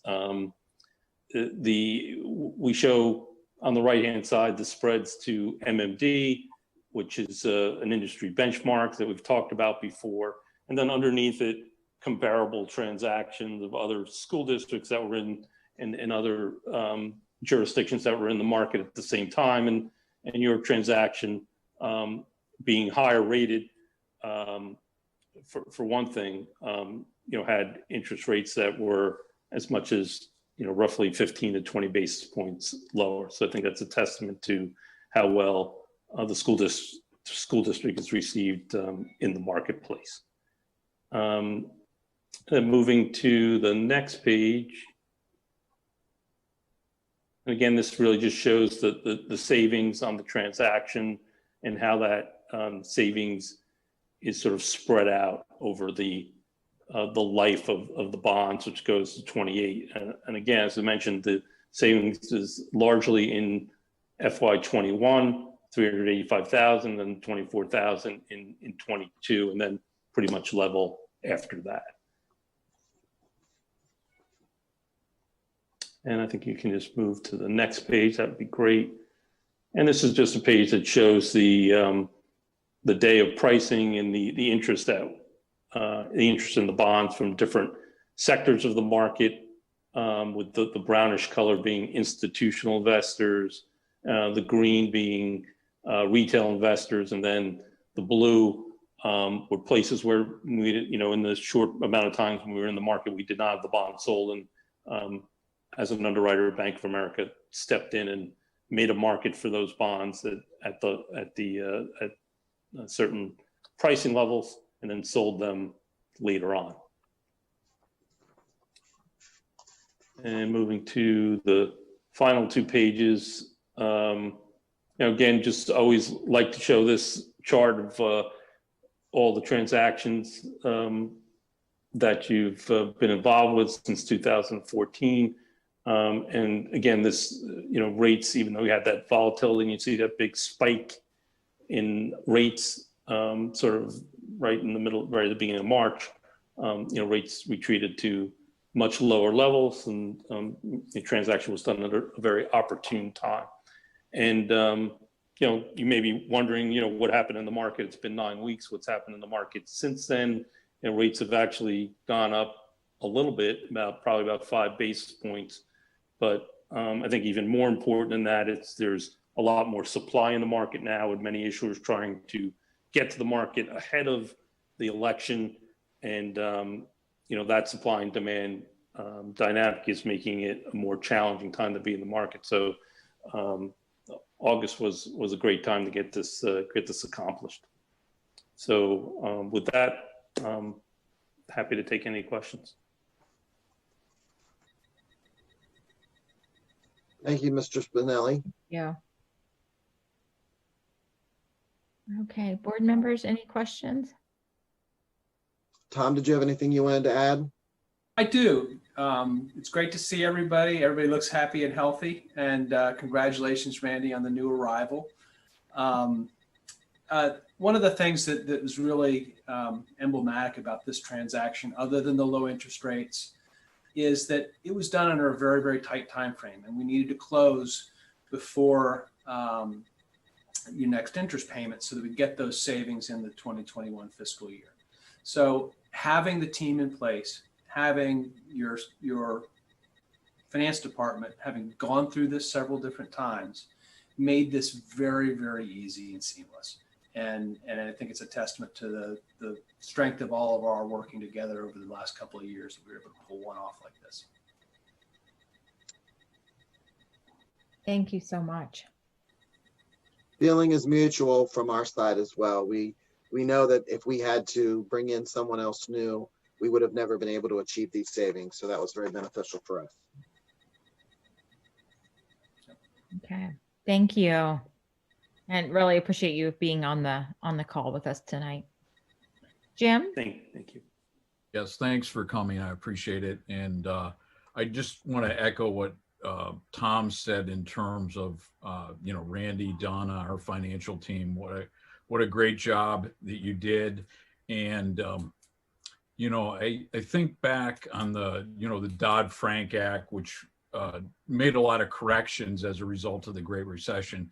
And one of the best things for us that it put in there was the role of municipal advisor. And so, Tom, we appreciate your service very much. Thank you. Any other questions? Okay, thank you. Okay, so then moving on to item D, fiscal stewardship. We have the foundation annual report attached to the agenda on that's attachment 7D. And Randy, did you want to just review this briefly, or since we already went over it in the committee? There's just a few points that I would like to make. Yes, Amber, if you don't mind. So Nabil, if you want to start with the memo, we'll starting on page 1, there are some reflections. Going back up to page 1, please. Some reflections from this year. Our development efforts are primarily completed by our Education Foundation, who, by the way, just for the public record and for those board members that were unable to attend, the board of directors sent for our Education Foundation did have several representatives as well as our development officer at the finance committee meeting last week, and they have submitted their presentation and then also a memo for your review. But I'd just like to take a few minutes just to highlight some items related to the foundation and then also other development efforts that are going on in the district, or at least to provide an update. First, there is, just as a reminder, there is $2.8 million worth of endowments held at the Center Foundation on behalf of the school district. These provide student scholarships and programmatic support throughout the year. And in the calendar year of 2019, $96,000 in distributions were provided. Center gives, the foundation does participate in that, and their report included how much they received in the 1920 year. And that those monies have been going for the last several years into the Student Opportunities Grant Fund, which is now named in honor of the late Marty McDonough. And speaking of the Student Opportunities Fund, that is where the foundation provides a grant funding for the school district. The capital campaign efforts for athletic fields, the foundation has been working to help us seek naming opportunities for the Memorial Field campaign. Obviously the pandemic of this year has restricted that a little bit. However, we did have scoreboards at the north and south fields that were obtained during this 2019-2020 fiscal year. The Mental Health Fund, which was established by the 2019 Maroon and Gray Society event, has been established, and the district received funding for those different opportunities, and we're very pleased with that, and that is reported in there or included in the report. You can go to the next page, Nabil, please. The Educational Improvement Tax Credit Program, the district did receive $41,000. I'm sorry, the foundation did receive that money, and we are appreciative of that. Because of the pandemic, we have not received that money into the district yet, but we will be spending that and being able to support our Oracle and elementary STEM programs. The foundation does provide an avenue for fundraising for support to support district students and families during the pandemic. And there was over $100,000 raised. Not all of that money has been spent yet, but there is not only in the report, but just a brief summary that helped with mental health services, food, rent, and utilities, as well as other supports for families in the district. And then the district has been working on advertising and signage. That is not part of the foundation's work. That has been primarily the focus of our athletic directors. And so far in the 2019-20 year, that did amount to the raising of $10,000. Again, that has been hampered by the pandemic, and then also the construction at Memorial Field, as we believe that there are some opportunities there, and we'll be exploring those now that the project is completed. So I think that is the largest points that I wanted to bring out from the district's development update, just filling you in there, and letting you know that the figure 1 on bottom of page 2 does show that since 2015-16, you have allocated in the district budget $120,000 for the development function. The expenses for that have risen over the last several years, and the foundation and those development efforts did expend almost that entire budget amount this year, or in the 19-20 year. And we will continue to monitor that same allocation in the 2021 year. I think that's all that I had to provide as an update for the district development efforts. Like I said, they are very intertwined with the foundation. If we could go to slide 2 of the presentation, just real briefly, would like to point out that the foundation did generate revenue of $419,000, which after expenses paid by the foundation were net revenue of $418,000. Expenses paid by the district, like I said, of the $119,000 from the budget allocation led to net proceeds of $299,000. This is a cash in basis that we're looking at. If you look at the actual financial statements of the foundation, which we will be supplying at a later date once they are completed through their audit process, the revenue in the financial statements will be a little bit higher because when gifts are made, gift commitments are made, those gifts need to be set up as a receivable. And so there was a new gift commitment last year that was established. And so all of that revenue at a net present value will be recorded on those financial statements. So just wanted to bring that to your attention. But we are very happy with the efforts, especially given the pandemic this year, and very appreciative of what the foundation has provided as far as an outlet of fundraising and also assisting the district at different levels during this time. Mr. Fozar, did you have anything that you wanted to share? No, nothing really to add. There's been a lot of discussion and effort over the last few meetings to pull all the information together, to put together, an abbreviated report for the board. Unfortunately, I wasn't able to make the finance committee on Thursday, I'll have a couple other comments to make during the foundation report, but really nothing more on this one. Randy, I'll just weigh in just briefly.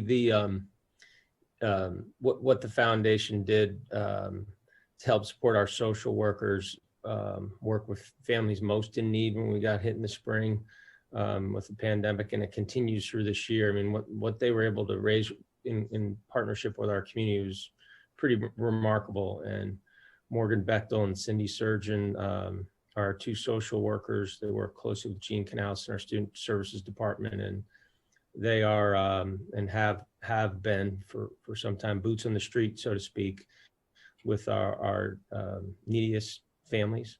And the foundation's cooperation with our finance team, student services, it's been pretty remarkable to see how they stepped up. Obviously, the Marty McDonough Student Opportunities Grant Program has developed some pretty good resources, and we're using the feedback from the faculty and some of their challenges right now to consider how we might partner with the foundation to try to streamline the use of some resources that could help faculty right now versus making individual faculty members apply for grants and go through the more formal process. But so there are some ideas we're going to run by the foundation and see what they think, and then maybe get back to the formal grant process maybe mid-year, if that makes sense. But we're working right now with what we think makes the most sense to run by the foundation, and that board's been really understanding of some of the things we've been going through. So thanks, Randy, for all the update there. Okay, thank you. And thanks to the foundation board members as well. It was great to have them on for the finance meeting last week. Very informative. So. Okay, then moving on to item E, fiscal stewardship, the 2020-2021 budget projections. And this is all shown in attachment 7E. And I'll turn it back over to Randy then. Thank you. So this is probably about the earliest that we have done a revenue projection for or a budget projection for the current year. But we in part, it was due to the request to hire the additional teachers at the elementary level. It's also due in part to the fact that we have some very, what we believe to be important updates to share with you, given the results of last fiscal year and as we see them coming into this current fiscal year. I think that some of the comments from the board tonight have been very appreciative by me, and I hope that they are well received by the community at large. We, this is unprecedented times. I know that goes without saying, but as we continue to measure and predict and estimate and project our revenue forecasts, we have to look at new and different ways to do that, as well as the ones that we have been familiar with in the past. And so in our memo, what we've presented at Finance Committee as well, but just highlighting very quickly, we believe that there is about $500,000 of revenue that we can project to be received this fiscal year, the 2021 budget year, higher than what was budgeted. We also, as we discussed, we have the savings of $385,000 from the advanced refunding for the bond sale. So that gives us, at this point, an increase in available fund balance at the end of the year of about just under $900,000. The budget also had an unanticipated line item in the amount of $911,000 for one-time COVID balance expenses. So that's just shy of $1.8 million. And so that's how we believe that we can fund these additional teaching positions. We feel very fortunate to have this information and to be able to share it and be able to put these resources to this purpose. And just to summarize for you, the detail of this is broken down in the attached pages, which if there are any other questions, we'll be happy to share any answers with you. But just in closing for now, I just would like to highlight that to date since March, we've experienced just shy of $1.9 million in expenses related to the COVID pandemic that we were not expecting.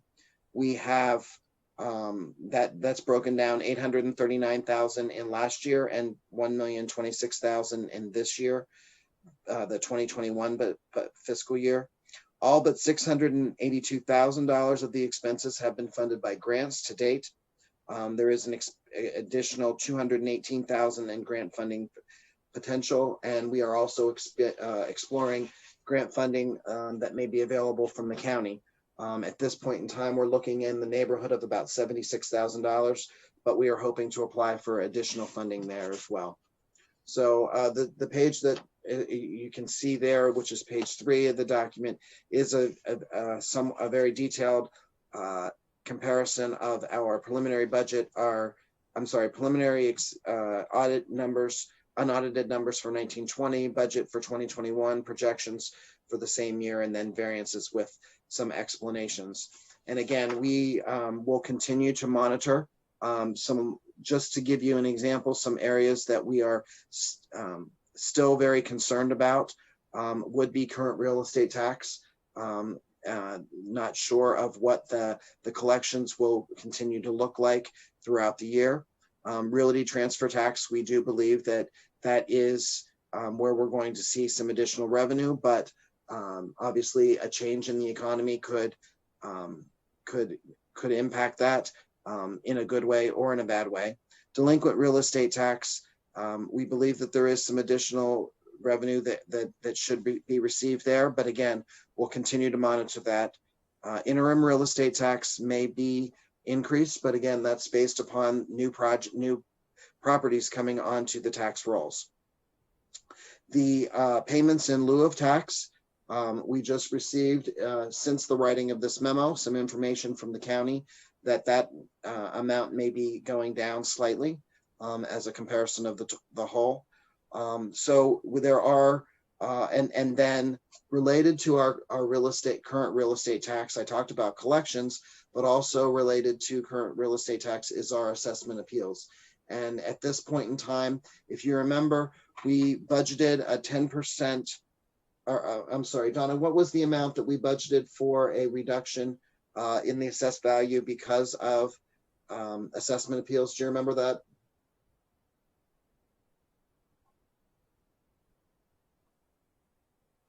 I believe, Randy, we factored in, sorry, I'm trying to get the quiz quickly. It was at least, it was close to 1%, but I don't have the exact figures here. Okay, I think that was pretty accurate. And we're finding that, I'm sorry, I'm not that background. But we are finding that was a pretty good estimate.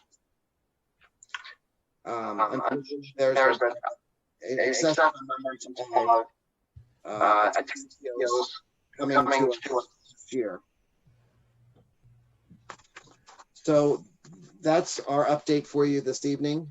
If there's any other questions, we'll be happy to answer them. Okay. Board members, any questions? Okay. All right, then let's move on to the 2021-2022 budget development and attachment 7F. Okay. So we did go over this calendar in the Finance Committee as well. It has been revised just a little bit since last week. Hopefully it is as complete as it can be at this point in time. This calendar does include all of the items that we are aware of for your board action upcoming throughout the year. You as a board have an opportunity the first action would be to prepare a preliminary general fund budget, which would then allow you to, whether you choose or not, to apply for referendum exceptions during this process, or you can adopt a resolution not to exceed the Act 1 index, which as a reminder is 0.0% for the 21-22 budget season. At this point in time, we would recommend you adopting that resolution. We have not even begun to look at what the referendum exceptions could mean for our district. However, given the economic crisis and considerations, the administration does not believe that that would be an opportune action to take. We will continue to update you and work with the Finance Committee with the different actions that we will be needing, you will need to be needing to take, and also the different discussions that will need to be occurring over the budget process. Two things that I will share that were discussed in Finance Committee. One was the fact that by approving a preliminary general fund budget, there are some more strict timelines and budget requirement documents that need to be submitted to PDE that some board members at Finance Committee did discuss about that they appreciate that for not only the board development, but also for the community notification of our process.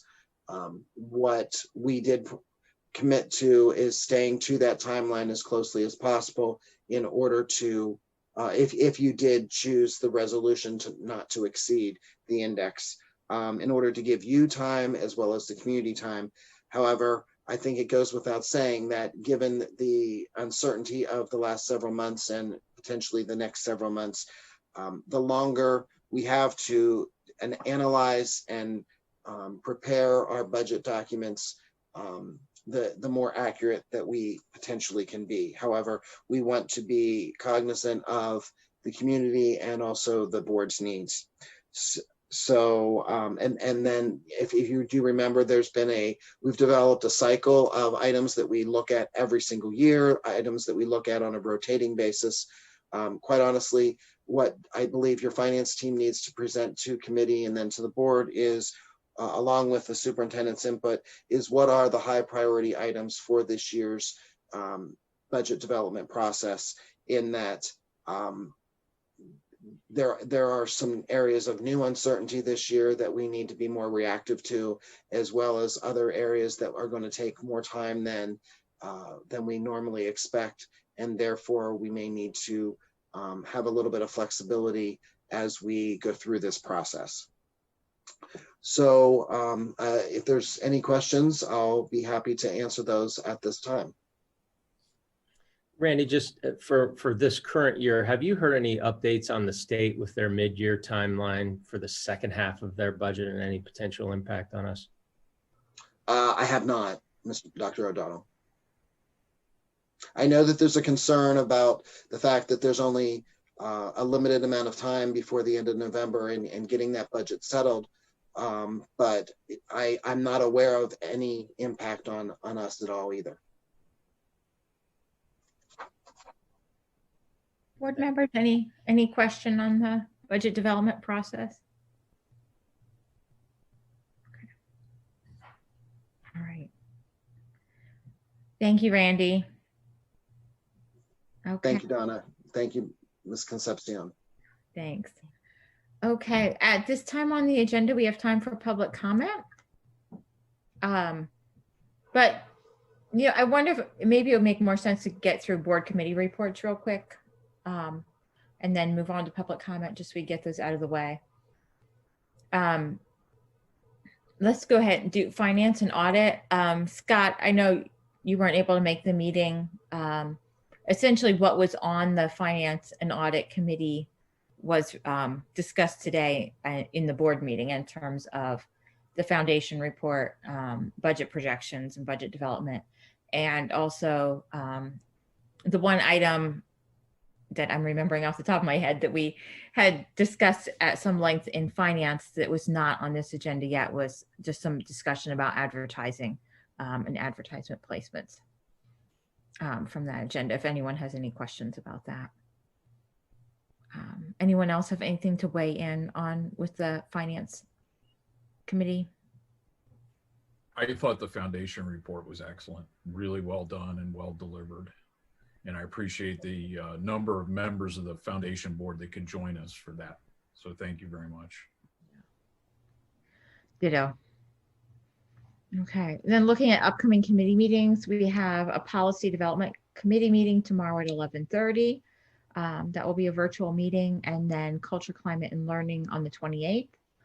And so, Dan, is there a report from the Central Intermediate Unit? Oh, they have an upcoming board meeting this Thursday, but I do have an announcement to read regarding the presentation and award of a grant from the Department of Agriculture. If you don't mind, it'll only take about 2 minutes. Sure. Central IU10 and Seneca Highlands IU9 are the recipients of a $994,832 U.S. Department of Agriculture distance learning and telemedicine grant to deliver interactive science, technology, engineering, and math, or STEM, distance learning training to rural schools. The USDA's distance learning and telemedicine program helps rural communities overcome the effects of remoteness and low population density.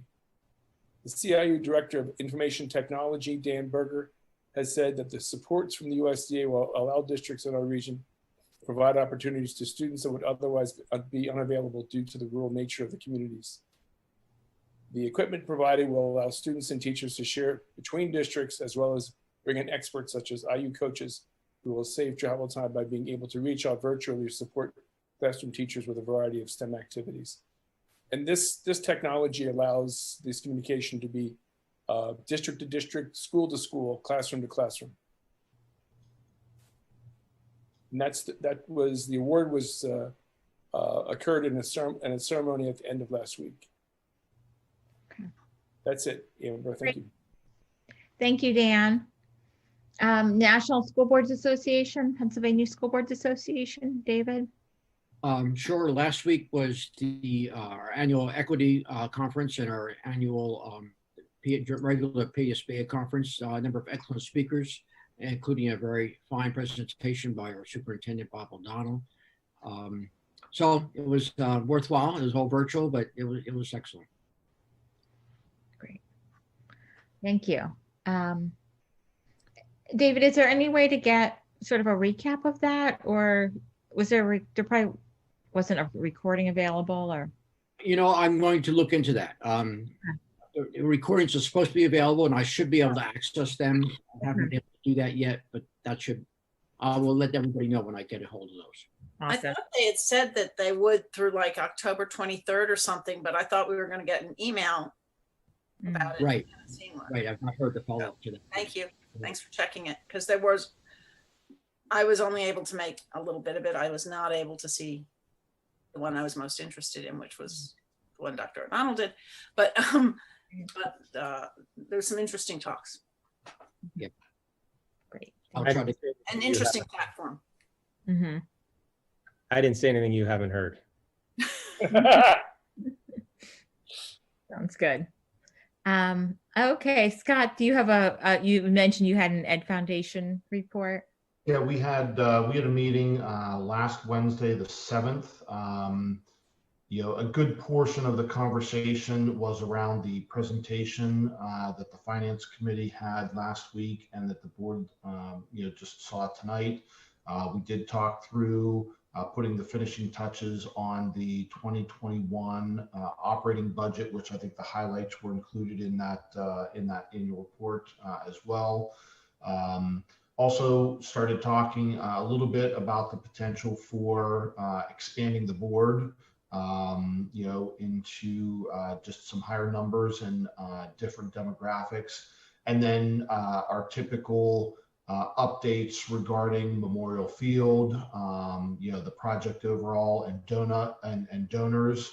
And then, as was, I think Randy alluded to, some conversation on the grant program and how that might be structured a little bit differently in the current pandemic situation to not put additional undue burdens on teachers to receive funds, et cetera. I think that that pretty much covers everything. Okay, thank you, Scott. So CAC reports, are there any CAC reports since our last meeting? Okay, Jim?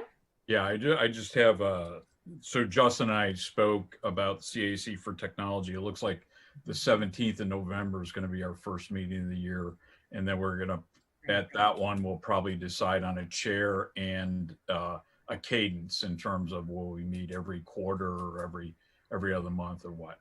So I think I have that. Justin's on here. I think I have that date right. Yep, that's right, Jim. Okay, thanks. Thank you. Okay, any other CAC reports? Okay, then we will move on to public comment. If anyone would like to make a public comment, each individual is limited to comments of up to 2 minutes as time permits for items either on our agenda or related to board business. Okay, we have a timer there, and I see Bethany Beisel. I see your hand raised. If you would like to unmute yourself, and then you can speak for 2 minutes. Thank you.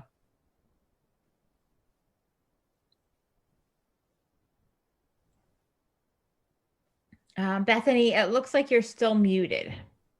You'll need to unmute.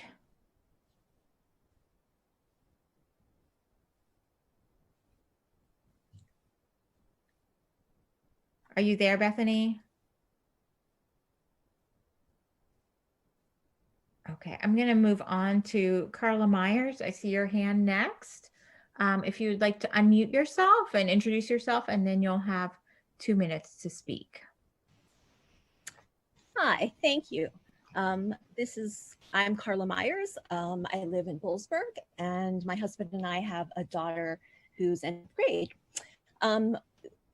It was mentioned earlier during the meeting that Lori McGarry was resigning from SCASD, and I wanted to briefly touch on that. For those who don't know, Lori McGarry is State College Magazine's 2020 Teacher of the Year, and she did resign.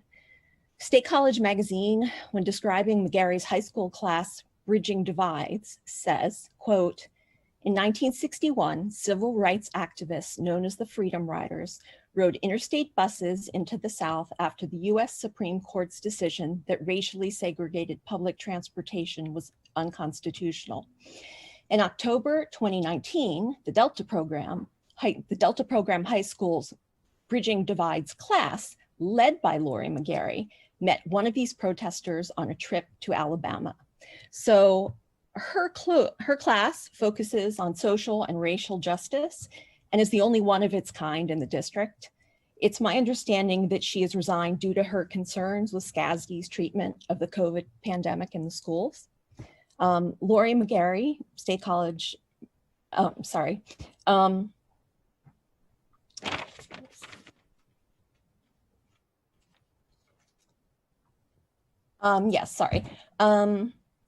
I continue to urge the board and administration to pay attention to the opinions and well-being of our teachers.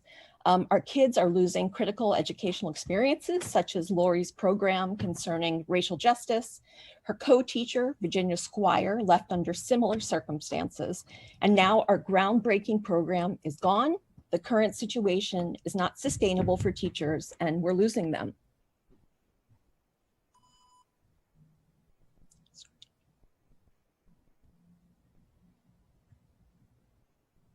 Thank you.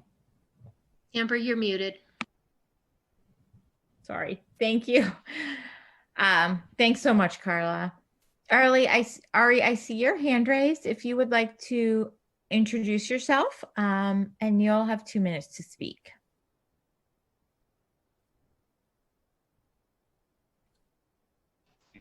Hi, guys.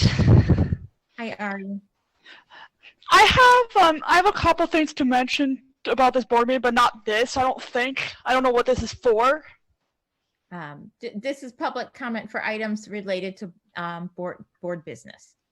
Okay, so about education, can we talk about if we go fully remote next week? I go every day, and that's not cool for special ed like myself, because last Friday I officially got to an everyday list. And if like, are we supposed to go to instructional support centers every day, or what are we supposed to do for special education? That's one.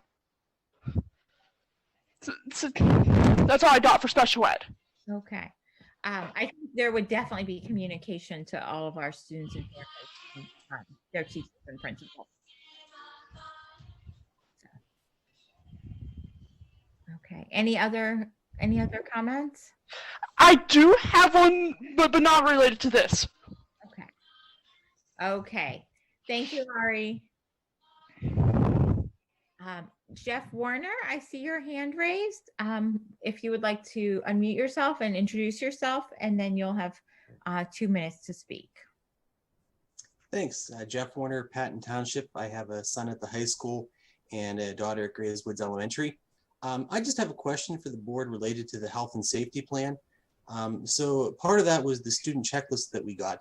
And on those checklists, there obviously were things we had to check to make sure that our students were meeting every day before they went to school. With the recent quarantining of some of the teams, one of those items on the checklist was if you are in the same household as somebody who has to quarantine for potential exposure to positive, that you were supposed to stay home as well. Yet I've heard from people in the community, friends, some other people I know, that that wasn't the case. And it just surprises me because it seems like the home is a place where if somebody is potentially positive, certainly there could be a chance that others could become potentially positive too. And minimally, until they've received a negative test or something, I think they should stay home. So I didn't know if the student checklist had changed or if something was different that I wasn't understanding correctly. Thank you. Thank you. I don't know if any of the administrators who are on the Zoom would want to answer that question, but certainly Jean Knaus is our Director of Student Services. She would be the person to contact with specific questions regarding our COVID protocol. We'll make sure we get clarity to that checklist. Obviously, it's different for quarantining than isolation, but we have a meeting tomorrow with safety team and Jean, so we'll check on that and either update the list or include that in our next communication to families. Thanks, Dr. O'Donnell. Any other public comment this evening? Rachel Hudish, if you'd like to unmute yourself and introduce yourself, and then you would have 2 minutes to speak. Hi, good evening. I'm Rachel Hudish, and I'm a mom of 4, 3 currently enrolled in the district through Virtual Academy. I'm also an instructional designer and an online learning professional with over a decade of experience. First, I would like to thank the board and the district teachers and professionals. However, I find it incredibly disheartening that we sat on a town hall last week and we were basically told to survive, that the goal isn't learning, but to just keep on course. Was this always the philosophy of the Virtual Academy? At the middle school level, we have had teachers not receive timely contracts, be reassigned, and not support our students. Something that has been spoken about on this very meeting, the value add from giving our students support and consistency. That our middle schoolers reach out to their teachers and don't receive timely responses or feedback to apply it to their learning. That the system doesn't provide feedback. What accountability is there for the district that is not keeping up? That parents reach out to the district with little to no response. That the curriculum and Edgenuity system is dated and not on par with the industry standards when compared to the K-12 platform implemented in K through 5th. And to comment on Amy Bader's comments, no one bothered to utilize industry resources and best practices or consult with experts within our community. Discussion appears to be to the public to be made in a vacuum. For a town with a major university that excels in online education, Skagsty, we have missed the mark. Thank you. Thank you for your comment, Ms. Hudish. Any other public comment this evening? Okay. Then seeing none, we'll move on to, oh, I'm sorry, I see a few more hands. Matt Karakapa, I'm sorry if I mispronounced that. If you'd like to unmute yourself and introduce yourself, and then you'd have 2 minutes. Hi, my name is Matt Caracappa, and I'm from Bollesburg. My son is a first grade remote learner at Mountain Elementary School, and I just wanted to take some time here tonight to talk about the remote learning changes and experiences.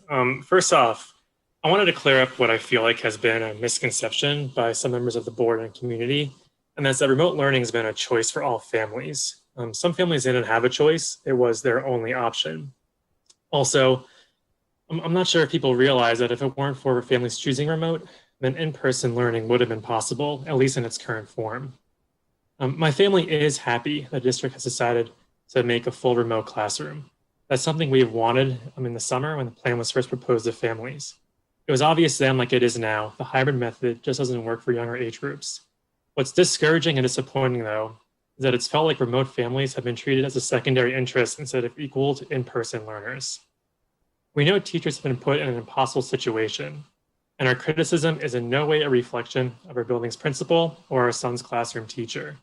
But clearly this change was to help the in-person learners first and foremost, and then figuring out how to band-aid the situation for remote learners.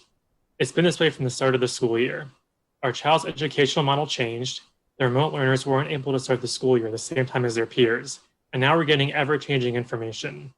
When this last change was announced, we had a phone conversation with a senior administrator who said class sizes would mirror in-person class sizes, a veteran SCASD teacher would be in the classrooms, and remote students would get their same specials. This administrator admitted that it would be unfair to force a new teacher to learn a new curriculum and new technology.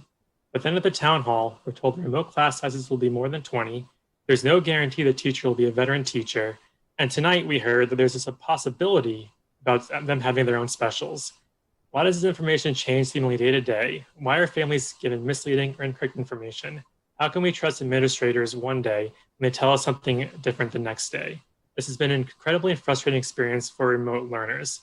We feel like the communication has been really terrible from our administrators, continuously changing, and has really eroded our public trust with our senior administration. Thank you. Thank you. Thank you, Mr. Caracappa. Heather Ross, I see your hand raised. If you would like to unmute yourself and introduce yourself, and then you'll have 2 minutes. Hi, my name is Heather Ross, and I am a parent of 2 Delta students, one in full remote and one is virtual academy. And I want to echo Carla Meyer's thoughts about Lori McGarry, my child, and Virginia Squire. My child went on the Bridging Divides class, and that class would have been nothing without all the work that Lori and Virginia did. And I am astonished and I'm heartbroken that Lori has decided to leave.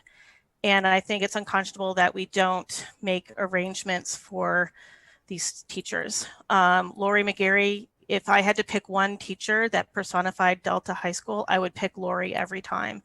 My child has a class with her right now about voting in elections, and it's an amazing class. And she's doing the best that she can. And I think we just need to support the teachers. On another note, I would like to address the idea about how COVID cases are being distributed out to the community. So I think that only letting people know what's going on in their building is a terrible idea. What happens is that these emails get posted to social media, and then a game of telephone ensues, where then you learn that the volleyball team is being quarantined because of cases. And I don't think that that's the way we should learn about things. I understand not wanting to inundate people, but put that information out where people who want to find it can find it. Thank you. You guys are doing a great job. These are all little details, but I appreciate all your work. Thank you. Thank you, Heather. Is anyone else here to make a public comment? Okay. Then moving on to future agenda planning, our next meeting is November 2nd. At that time, we're going to be beginning on the audit process for the district. We'll have the management discussion and analysis review at that meeting. Is there any items for future agendas that anyone would like to raise at this point? Okay. With that, then I would like a motion to adjourn the meeting. Leah, so moved. Duffy, second. Okay. So it's been moved and seconded to adjourn. All in favor of adjourning, aye. Aye. Anyone opposed? Okay, then we are adjourned. Thank you, everyone. Thanks, everyone.